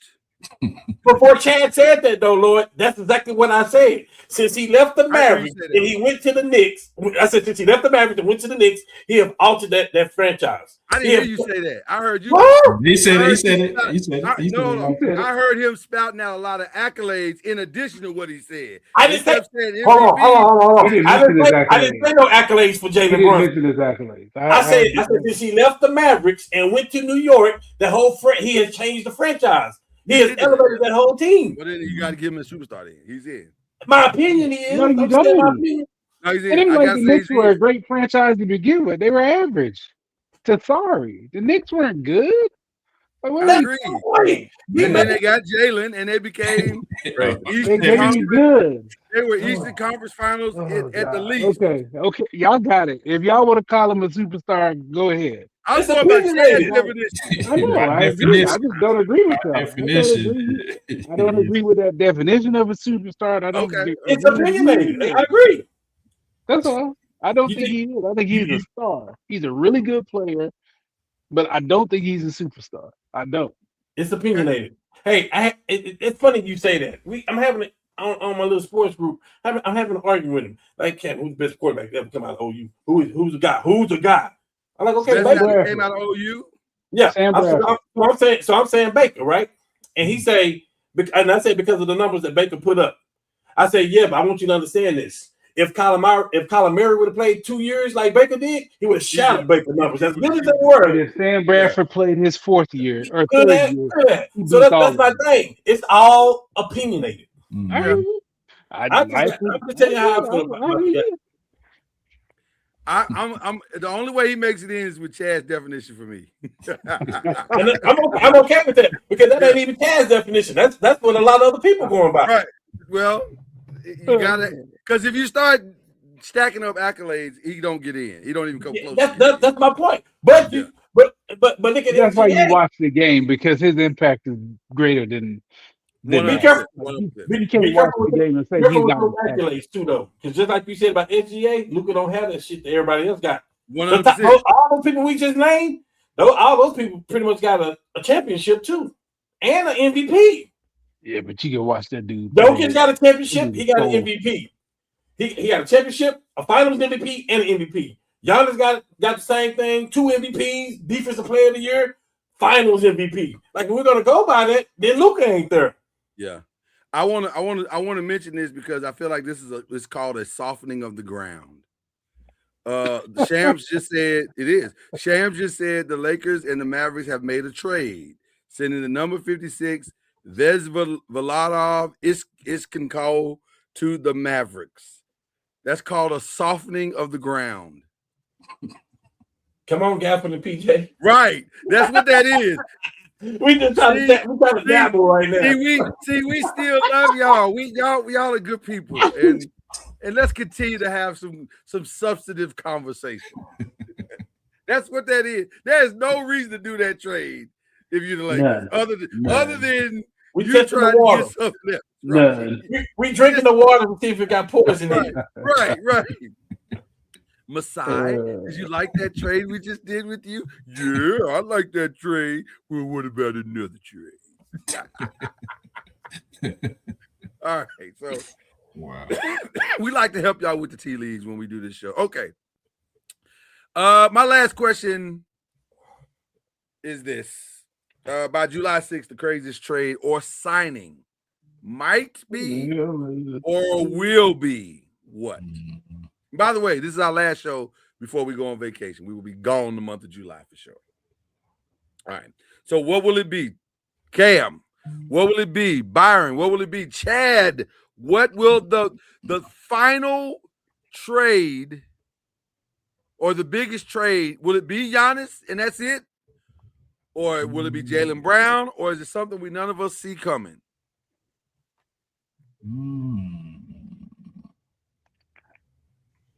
Nothing's gonna. I think it'll be Jaylen Brown, but I just don't know what it is. Because he's got I just don't see how you salvage that situation. I Definitely don't see Jaylen Brown. You can't. That's over. It ain't even it's a matter of where he's going at this point. There's no salvaging that. It's a wrap. So would. Yeah, definitely Jaylen Brown. Sure. When you got reporters saying that they have a sense of purpose, what does that even mean? That's just a nice way of saying people have pissed each other off and there's no coming back from what has happened. We got to get him the hell out of here. Right, we got to get him the hell out of here. That's what that is. Sense of purpose. I've never heard that in the history of any report I've ever heard. Woj bombs didn't ever say there was a sense of purpose. What the Sam Hill is that? So yeah, I don't know. That Jaylen Brown thing, there's 3 moves that are interesting to me. 3 offseason moves that are interesting to me. Jaylen Brown. Kawhi is interesting to me. I'm actually interested that Houston said everybody's on the table except for Amen Thompson. That's wild to me. Because isn't KD still on that team? Everybody's available. Everybody. Is KD potentially on the move for the right price? I don't think they enjoyed that experiment last year. No. I think after a while, it was like, wait, KD, what you doing? And then it got worse once his his burner account got leaked and all of that. Yeah, man. I think Get off my Dickerson might have done everything in. Yeah, by the end, it was like, KD, what you doing tomorrow? You busy? Are you going somewhere? Because you need to. They were tired, brother. And then the other one that I want to throw out there that could be interesting. Jaylen Brown, KD, Kawhi. And again, there's a reason why I don't understand why Jokic has not signed his extension. It doesn't make sense to me. Of all the things that are out there, that seems like the easiest deal to get done. Right? What are you waiting for? And that's the question. What are you waiting for? Maybe to see how the roster shapes up before you decide to ask for a trade. How much flexibility do they have? What do you mean? The cap space? That's what I said. How much flexibility do the Denver Nuggets have to manipulate their roster? Because I keep hearing everything I've read says they get ready to get rid of Peyton Watson, which they just got Peyton Watson. Mm-hmm. So that makes no sense. Why are you getting rid of a guy you just brought in the building? I'm just asking questions that need to be asked, ladies and gentlemen. When I don't understand something, I ask. Yeah, because they got to cut people. They got to cut people. That's what I'm saying. Over. So what moves can they make? It's interesting. Is all I'm saying. It's very interesting. Cam, what are your thoughts? What are you thinking? I don't think it's going to be nothing else blockbusterish like that. There's nothing going to be bigger than that Giannis trade, probably for a few years. Even the Jaylen Brown trade ain't going to be like that because Jaylen Brown ain't Giannis. No, So he's not going to get – he's not right. He's not going to command what Giannis got. But I know what it looked like right now. And I'm telling you right now, the team that may come out on the other end of all this stuff is the Miami Heat. I see a path where they're not going to sign Powell. I get it. The building block of their team is Portis, Giannis, and Bam. That's good luck trying to score against them too and get rebounds. Like that's gonna be tough, right? But then you say, yeah, and they got the other kid that the white guy that Paulus or whatever that Milwaukee really was trying to get. But at the end of the day, they're gonna do a trade. They're gonna trade away Wiggins. They'll do time to trade and get a little bit more cap room. But it's people like I have read about this. It's like Pat Riley is a dog. Pat Riley will go get Anthony Simon on the league minimum because huh? I'm just saying he's trying to redo his career too, right? They'll go get Cam Thomas, which by the way, that's weird to me. Why does he ain't done nothing wrong in his career? He being punished because he's in Portland. Ain't his fault. Well, he was in Boston too. It didn't pan out either. That ain't his fault either. But it didn't pan out for him. But they go get people like that. Listen. Okay. Westbrook would go play for that team right now. Klay Thomas wouldn't take a league minimum to go play with that team right now. It would be the gangster Ray Allen play, right? He wouldn't go play with that team right now. Like, and you telling me Chris Middleton is not going to be there? Like, do you want Westbrook? If I'm Miami, he is the perfect kind of player for them. Actually, you may not have a choice. You may have to just take what you laugh now, cry later. I'm just telling you, Pat Riley makes it happen, and he's the number one person to find undrafted players like crazy. Like, by the way, I want to just so I can get this on record, and I'll say it again tomorrow on Believe in the ACC / Pressing the Pros. Ryan Conwell from Louisville going to Miami is a steal. That boy can shoot that thing. It is a steal. And he's a two-way player. They need it. That's what they've been missing. Two-way player. Steal. Undersized, but still. Okay. So you really believe Miami's gonna pull off the impossible dream? I don't think it's impossible though. They got $18 million to fill an entire roster. No, you can find better ways, and they hard cap. You can find ways to relieve that pressure. I'm telling you, would you trade if you Lakers? Would you trade for Andrew Wiggins right now? 100%. You can find ways. Is what I'm trying to tell you. Like, 100%. There's ways to get more salary over there.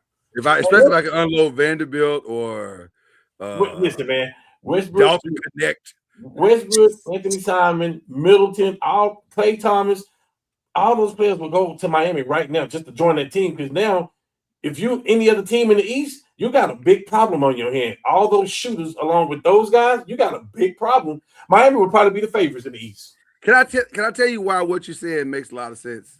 There's just one reason only. Because they're in the East. It's wide open in the East, especially, and it gets a lot easier to do those deals once Jalen is traded tonight or tomorrow. I don't think it's wide open in the East. Like, if they could get those players like that, it may be a done deal that you're going through Miami. Might be. Depends on how it feels out, but maybe. Yeah, and I think we're really downplaying the Giannis and the Bam. That may be bigger than what we Oh, I'm think. not downplaying that at all. I know that's formidable. Well, I'm just saying, I think that may be bigger than what people think. That is formidable. Let's be very clear. You have a hard time scoring. That's a lot of defense, bro. That You 4 have or a 5. hard time Well, it's a scoring. lot of offense too. That's a 4 or 5 that you don't want. What's your plan? Yeah, that's You got a downhill Giannis or you got a downhill Bam. You ain't what you said And is both of them, and then you got to keep them off the boards too. yeah, then you got to keep off the board. So that's not a small thing. No, I agree with you. And they got a dog at point guard right now. Yeah. I don't know. Okay. Let's keep going. This has been interesting. But there's a lot of movement though. Well, then they're gonna have to move some stuff. They don't want to go over the luxury. I'm hearing now that Hartenstein and Luke Dort may be Lakers. Like, there's so many things that teams got to do now. Like, it's just. I told you Dort was out. That's a done deal. Yeah. Well, Hartenstein is interesting because that may be why they took that big kid. Yes. Mm-hmm. Yeah. Hartenstein. Well, you can't pay everybody. You can't pay everybody $200 million. Everybody can't get $200 million. Right. Somebody got to move on. That's why Sam Presti got all them picks. He's like, I ain't gonna pay everybody. 100%. So let's get into some other stuff. Let's get into some other quickish. Brendan Sorsby was told, sir, you don't get to tell us when we'll draft. We'll tell you when the draft is, and the draft is next April. There will be no supplemental draft. Do you agree? Yeah. Yeah. Man, gambling. You can't bet on the game. That's the one thing you cannot do. Yeah. You cannot bet on your own team. That's bad. Can I tell you what they did? They did that kid a favor. Bad. They did him a favor. You need to go rehab your image. More than 2 weeks too. You need to go get real help. Go get some real help. If you've been betting since high school, fam, you have a problem. Yeah, big one. You have a problem. You need to go get help, real help. And I'm mad at the enablers around him that are trying to make it work. First of all, when he said, well, we'll just look at the NFLPA. First of all, fam, you're not in the NFL. They don't owe you nothing. Don't you have to be in the NFL to actually be represented by the NFLPA? Yes, they can take up the fight for you like they did with Maurice Claret. They can. Well, why would they? But why would they? Exactly. You bet on the games. Yeah. Why would they do that? They look And crazy doing that. $4 million from Tech to not play or whatever he got. Right. No. They gave it to him. So they did him a favor. Yeah. They did him a favor. They said, you know what that was? That no was an intervention. We're trying to help you, son. But I told everybody, I was like, dog, it ain't gonna end up. It's not gonna end as well as he thinks it. It ain't gonna end up the way he thinks it is. No, now you're 30 for 30. Yeah. And that's if you pan out. Like you're not gonna play for a year. And everybody says how great he was. Like he didn't come out this year, so I think he's a 30 for 30. Whether he playing, listen, we've seen 30 for 30s that didn't turn out well. The player didn't turn out well. So I think they did him a favor. Yeah. You got to help people sometimes help themselves, and which brings us to our next one. Somebody need to go to Antonio Brown's house, grab any phone you see. It ain't even got to just be his. It could be his mama's, it could be his kids, whoever. Just grab the phones in the house, collect them all, and then leave the house with those phones. He don't need a phone. Because going off on Zay Flowers was crazy. Like, what are you doing, sir? Put the weed down. Well, I don't know. The way he go off, he might be on some other stuff. Probably. He said Lamar is the reason why he's come on, man. Stop it. Zay Flowers is the reason why Lamar ain't winning. That is not the reason. You just be talking, man. So anyway, it's the CTE be talking. Mm-hmm. That is a brain I would like to study though, because something is wrong with him. Something is for sure wrong with him. All right, that's all we got as far as sports news, right? I don't think there's anything else. Am I missing anything? Nope. We did Austin Reeves. Ain't nothing breaking right now. Except we've softened up the ground for our Gaffer trade, which we need to make that happen. If you had to pick one of them, which one do you want? I got the trade right now for you. Gafford or Lively? Gafford or Lively? Boy, that ain't even comparable. Okay, just check. What do y'all think about this? You didn't answer the question. Hold on. Cam didn't answer that question. He just said don't compare. Just check it. I just want to make sure we're on the same page. We are. What y'all think about this? It's a 3-team deal between Mavericks, Nuggets, and Lakers. Mavericks acquire Cameron Johnson and Jared Vanderbilt. Nuggets get Caleb Martin, Dalton Connect. Y'all get Gafford. We get who? Gafford. We get Gafford. And Cam Johnson leaves the Nuggets. Mm-hmm. I'm cool with that. I don't hate that. I don't hate that. I wouldn't mind throwing Peyton Watson in the deal since they don't want to pay him. We can't get that. That changed the whole landscape of the trade. They don't want to pay him. Yeah, but they're gonna what they're doing. They're gonna move pieces. That's the point of moving Cam so they can have the cap room, and that's what they're ultimately gonna do. Well, listen, as long as he ain't on the team, we just saw Minnesota do it. We just saw Minnesota trade so that they can sign the point guard. Like as long as he ain't on the team, that's all I want, really. Yeah. As long as you ain't on the team, Peyton Watson, because I don't think they know what they got in him. That's sneaky though. You don't want the wrong team to get him either. Well, I don't want that, but I don't want him You there want either. somebody to unlock him. Yeah, matter of fact, send him east.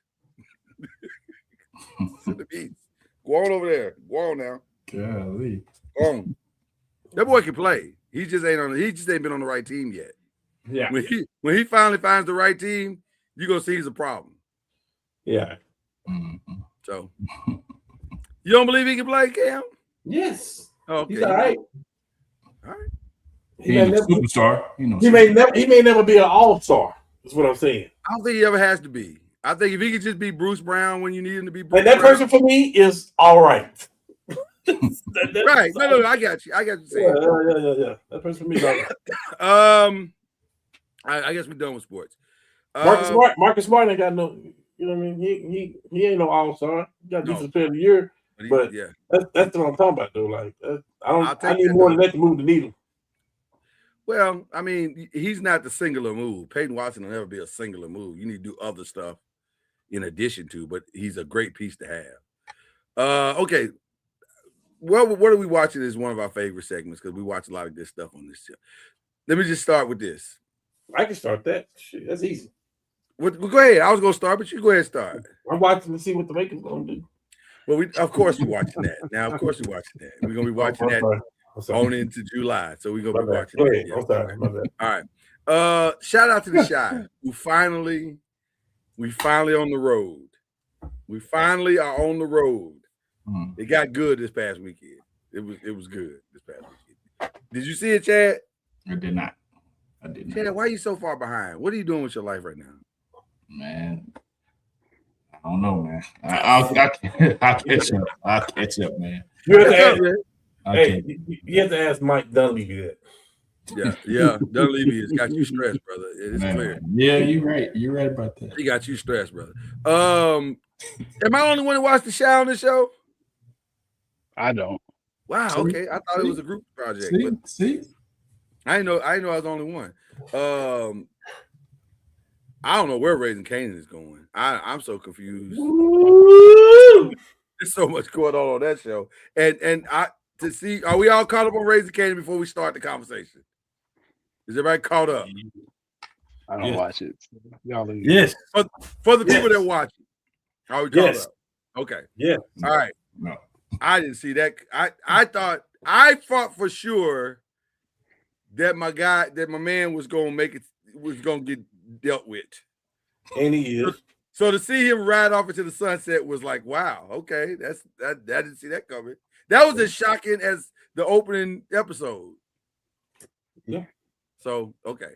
So especially when you got a couple of people gunning at you, yeah, because the way the episode was shaping up, he wasn't gonna survive the episode.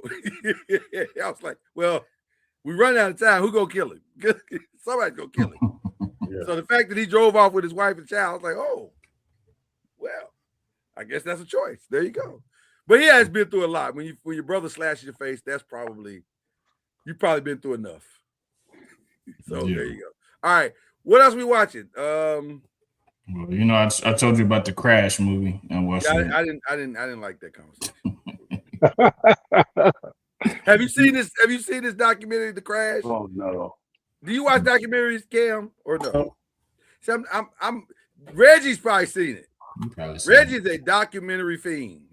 Every time I talk to Reggie, hey man, I saw a documentary.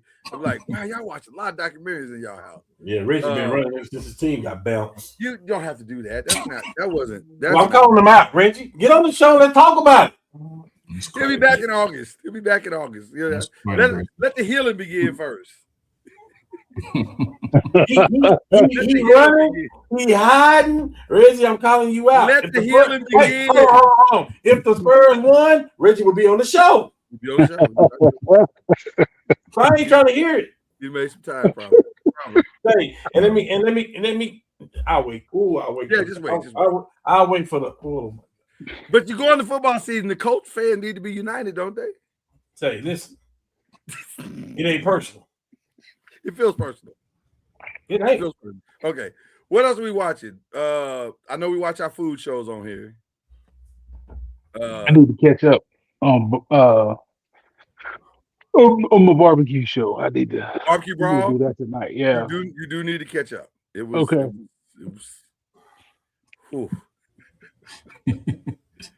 Okay. Can't wait to hear what you have to say. How about that? Okay. Now, we're girl dads, so we've been stuck watching Love Island. Let me just tell you. And by the way, I was working last night, late into the midnight hour.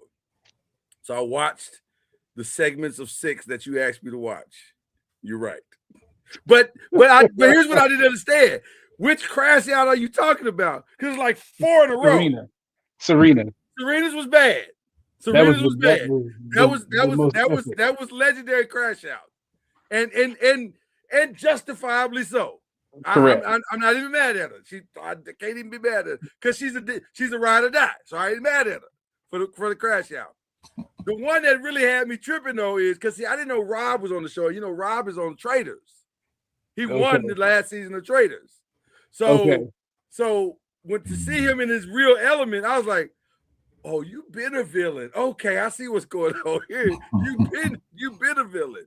You just do that on Traders. You've been a villain. I got you. Okay. So that was interesting. And his whole crash out, because girl went off on him. He's like, he's a punk. He's a punk. I was like, hey, ma'am. I can't say it's a family show because it's not a family show. I wouldn't not have your family watching this show. But especially the last episode.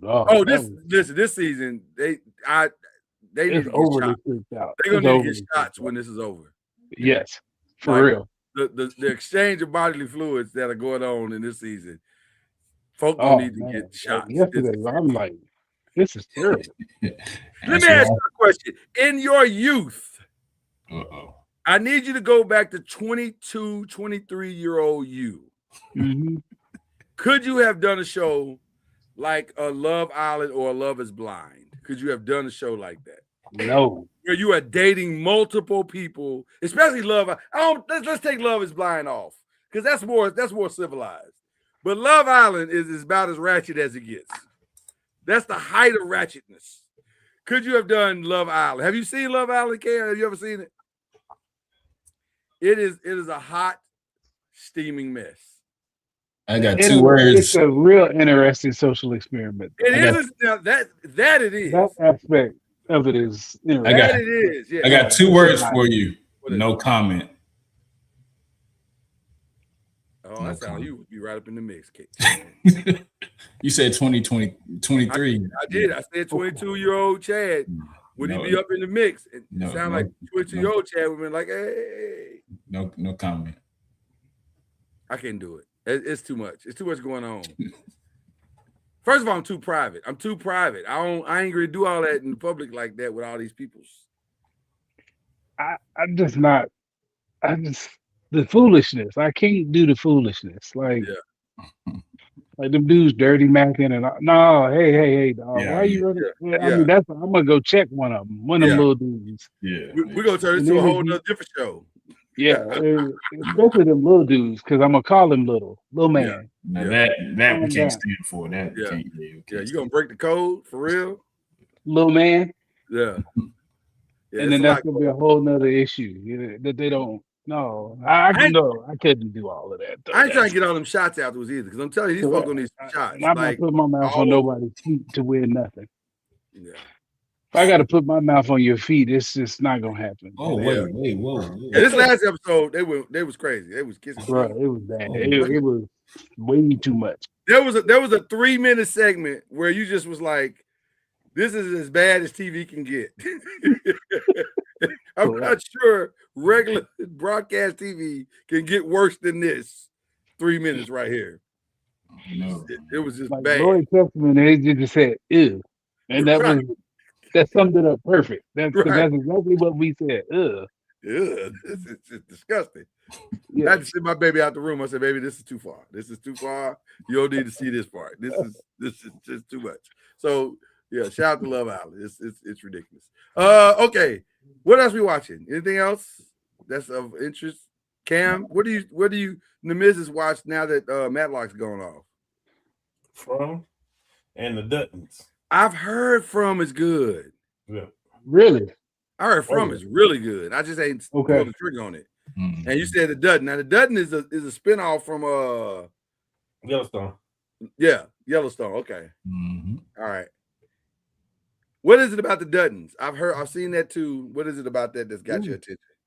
Oh, it's fire. The Duttons is fire. Like it's the daughter and her man. Like, yeah, it's fire. Like straight up. Okay.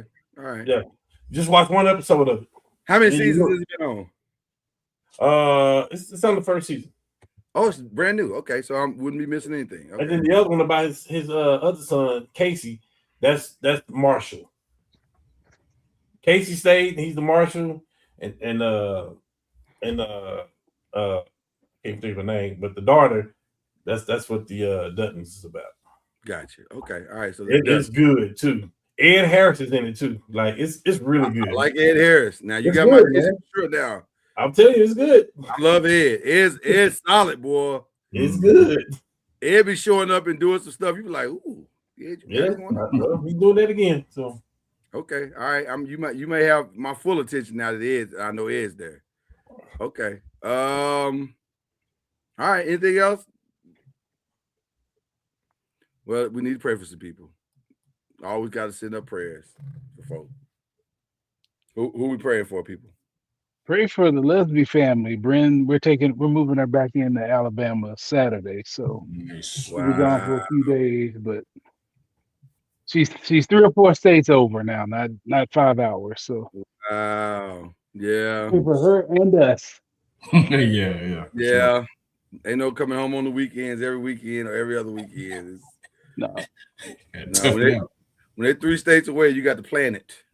You got to plan this. Like, Praying for safe travels. yeah, okay, plan for safe and the experience that she's been waiting for. That's the other part that I'm praying for. I pray that and for health. her. I want her to have- Health. Mm-hmm. Yeah, We good had to health. nurse an Achilles back, so she had some tendonitis in her calf and Achilles. So we got that straightened out and got her back adjusted and all that good stuff. So Good stuff.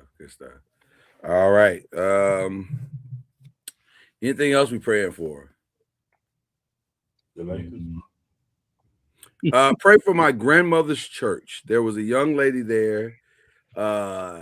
In her church, they have these class leaders that would check on the elderly and do things for them and bring them food and all the different things. And before we moved here, this lady, who I've known all my life, she did that.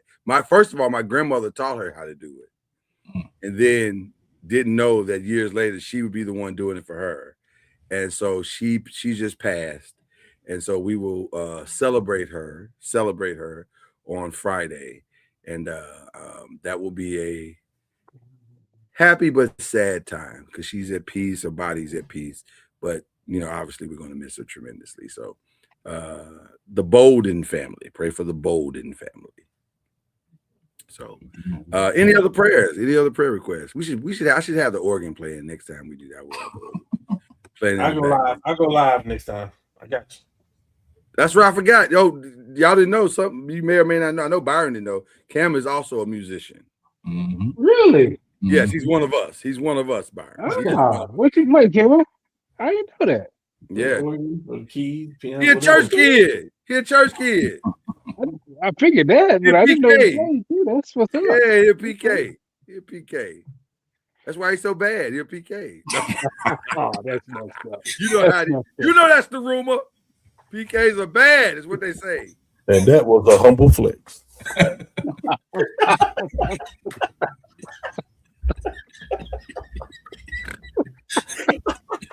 That's good. That was good. That was good. You won with that one. You won with that one. The timing of that was perfect. That was perfect. That was perfect. Well done, sir. Well done. Who are we unshouting out? Who are we unshouting out? Oh, I am. I want this one. Oh, hold on. That sounds good. Go ahead. Uh-oh. Listen, I'm that guy. I'm gonna talk about my team. Win, lose, or draw, all that stuff. I'm gonna talk about my team. I'm gonna call you out right now. Oh my. Because you said you coming on the show this summer. So Flo Rida, I'm calling you out right now. And I'm saying, hey, don't call my phone talking about the Miami Heat. Because you done made a trade and got a superstar now. Yeah. You're wrong if you do it. I'm letting you know right now. Yeah. You're going to get cussed out. Really? Cussed out. The whole cussing. Don't call me talking about we back. Don't call me talking about the Lakers beat the Heat. I don't want to hear none of that stuff because I ain't heard you in the last 2 years. You're going to be at all in the games, all in the videos. Hey, mama out. So are you saying you saying that because it's gonna happen. That's why I'm saying it. I already know this. Foreshadowing. Sound like Flo Rida is low. Come on here and talk your noise about your team. Just make sure you mention the Miami Dolphins too. Do you hear me? He ain't gonna do that. Now he's not gonna do that. That's not gonna happen. He will. Yeah, they gonna The be Dolphins? Yeah. Nah. Well, he does do songs that affect the cheeks. So he likes the Dolphins. The Dolphins are cheeks. So they may be on the clock. Dolphins. Trust me. Dolphins may be on the clock right now. Oh yeah, 100%. There's nothing. They had a lot of activity this summer, and it all result in more activity next summer. Wow. So there you go. Who else we unshouting out? I'm gonna shout out that dumb judge in West Texas that actually overrode the NCAA. Like gambling on your team, and you decide to override the NCAA. Mm-hmm. Like, what are we doing at this point? Like, using the pockets. What are we doing?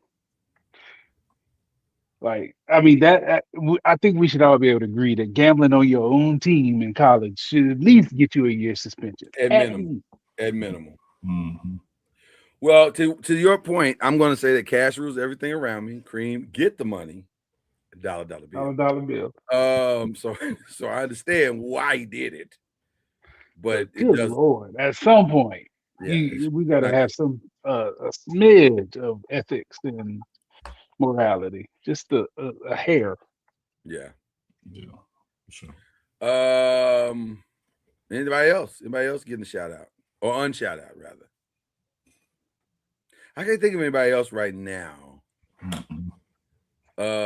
Maybe the people that are surrounding Brendan Sorsby, they get a shout out. Y'all tried it. Y'all saw the gravy train moving. You said, "Ooh, let's hop on." He was like, "Nah." NFL was like, "Nah, we ain't doing that." But y'all tried it though. Mm-hmm. You tried it. Okay. Final thing that we do is shout outs. The 5 shout outs. What are they? Who are we shouting out? Who's getting a shout out tonight? As a university. Yeah.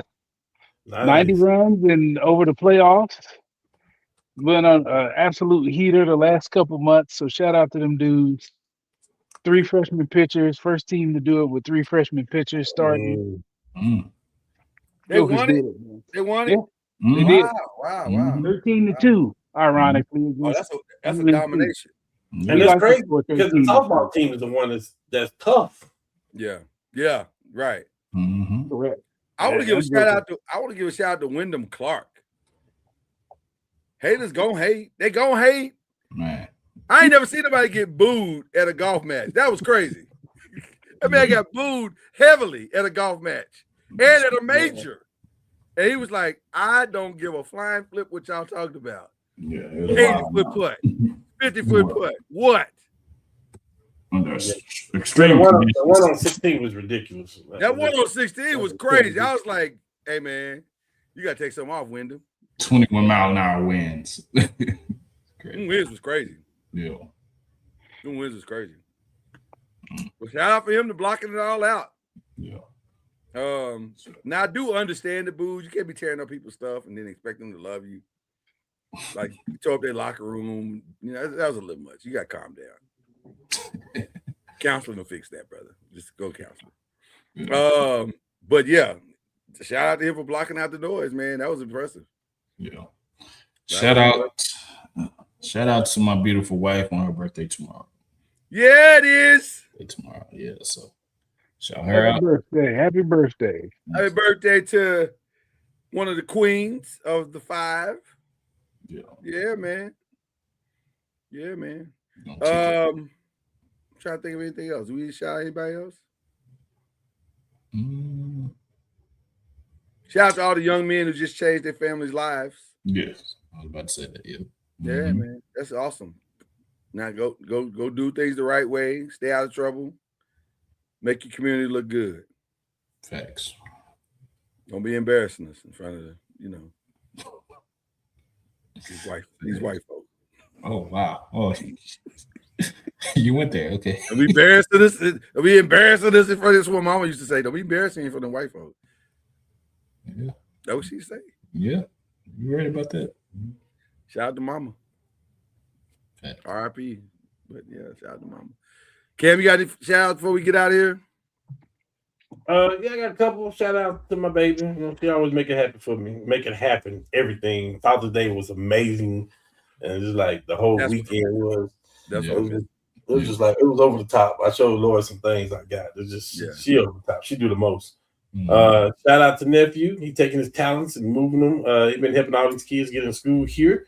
He is now going to be doing that in California. So nice. So on another stage, you got some connections out there and stuff like that. So lovely. Definitely proud of him. I just want to sneak this in since we ain't gonna be here for a while. Right. Byron, I just want you to go back and look at his stats since he joined New York. Okay. Yeah.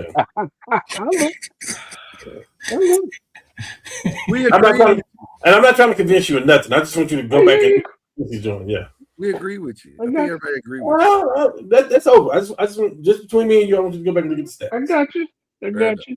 Fair enough. Oh, 2 I need to give. The same one you gave, because if you know me, my family got me a brand new walk, and I'm so excited about my walk because I've been wanting to walk for a long time, and they got me a beautiful charcoal walk. That thing is amazing, and I cannot wait to stir it up in here. How big is it? Is it like a 16, 14, 32? Whatever it's like the second. It's not the biggest one. It's not the big gigantic one. But it's like, it's nice though. It's so nice. It's sturdy. It's strong. I was like, oh, I'm gonna have a good time with this. So love a good walk. So I'm a foodie. So matter of fact, I might use my walk tonight. I might throw something in there real quick and But shout out to my walk. It takes the food to a different level. It does, especially Chinese food, because you can't really cook Chinese food good on the stove. You can get close, but it ain't the same. Yeah. When you get a wok, oh my, it gets good. It gets good. You throw the vegetables in there and all that, turn it up. Boy, it's gonna be good. Okay. So they did me right. You mentioned they did you right for Father's Day. My family did me right for Father's Day. Same as mine. Yes. Yeah. Oh, I'm sure. Listen, I trust all the queens of the 5. They know how to keep a husband. Yeah. All right. I'm just saying. Because if you find the right one, it can Listen, be a beautiful thing. Marriage is a beautiful thing. You find the right one. Yeah. You don't find the right one, it ain't that nice. You're not going to enjoy it. But if you find the right one, it's a beautiful thing. Okay. So that's my shout. I didn't shout them out last week because I wanted to save it for 30, but now I'm going to shout them out now. Shout out to the Louisville Kings. First year in the league, won the UFL. That's nice. That's actually nice. Now, to be fair, they were set up to win. They were very much set up to win when you look at the draft, but nevertheless, they won. You still got to win it. So that was a beautiful thing. So shout out to the Louisville Kings. I got another shout out too, real quick. I got one. I forgot Fred Hammond. If you haven't seen his Tiny Desk, that's one of my musical heroes growing up, and I thought it was fantastic. And let me get the button ready because I know what Chad gonna say, but I'm gonna say this anyway. Yeah, one of the most genuine dudes I've ever met in the industry. Like he is exactly what he appears to be, and that's rare in gospel. Especially in gospel music. Everybody says that because you don't know. And I've met a few of them, and I was like, I don't know. But when I met him, I was like, oh man, you are that dude. You down to earth and just so shout out to that Tiny Desk. He's a very soft guy. Like he got that Carlton Pierce vibe. Yeah, he's exactly what you want him to be. Yeah. Exactly what you want him to be. So So I'll flex us both because it sounds like Cam knows them too. So there you go. And that was a humble flex. And I ain't gonna lie, I'm not even sure it was humble. I'm not even. You don't have to be. I mean, I'm not even sure it was that humble. Like it might have been, flex, like a full-on flex. If we're being honest, like Charlotte is engaged in LaMelo Ball talks with multiple aggressive teams. Yeah, and Miami and the Spurs are dangling Kawhi Leonard right now. What? Yes, they are talking about Kawhi Leonard right now. Miami is? Miami and the Spurs. Ooh. Wait a minute. Whoa, wait. Hold on. We're trying to end the show. What? That's what I just read. The Spurs gonna bring him home. Hey, just like you just said about the Mavs and the Lakers, this is a different regime.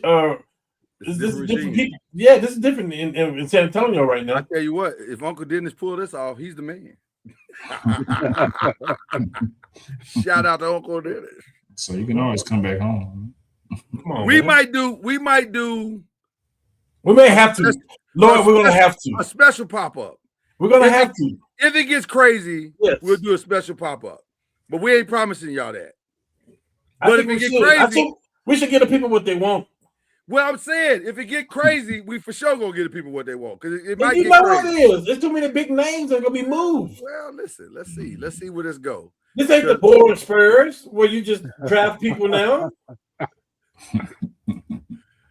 This could be interesting. You see what I'm saying? Marquise now he's talking about we got too much money talking about Miami. See, this is what I'm talking about, man. This is what I'm talking about. You brought it up. You only have yourself to blame for this one. You brought it up. Sorry. You brought it up. Well, to be continued then. You might get one more show for the summer. Just say we on call. That's all. We on call. Listen, there is a must. Let me just say this, Lord. 2 days after free agency, we got to do a show. Great. 2 days after free agency. That might happen. I'm not even saying. Listen, we flexible here. Lakers going to make a move, and you're going to want to talk about it. You're right, because if it's what I hope it is, we definitely gonna talk about it. They're gonna make 2 or 3. Yes. Yeah. At least. To the Spurs? You're not beating that team if he's healthy. If he ain't. Like, if he could just be healthy for like 2 weeks. This is scary. If Bron say, oh, okay, I'll go play with him for $15 million, you're not going to beat that team next year. Yeah, right. There you go. Right. Marquise said it better. Do some check-in. We're going to check in. Once or twice. Once or twice, we might check in, Marquise. Because ain't going to be nothing to talk about other than that. There's nothing. Hey, Marquise, well, let me just say this, Marquise. I know you're probably sitting right next to Flo right now, and I'm telling you right now, I'm not trying to have it. I'm not trying to have it. Is he sitting next to him? He probably is. I'm telling you right now. Okay, then let me call out Flo Rider. For you not to be on the show to talk about your team or the Dolphins, that's low.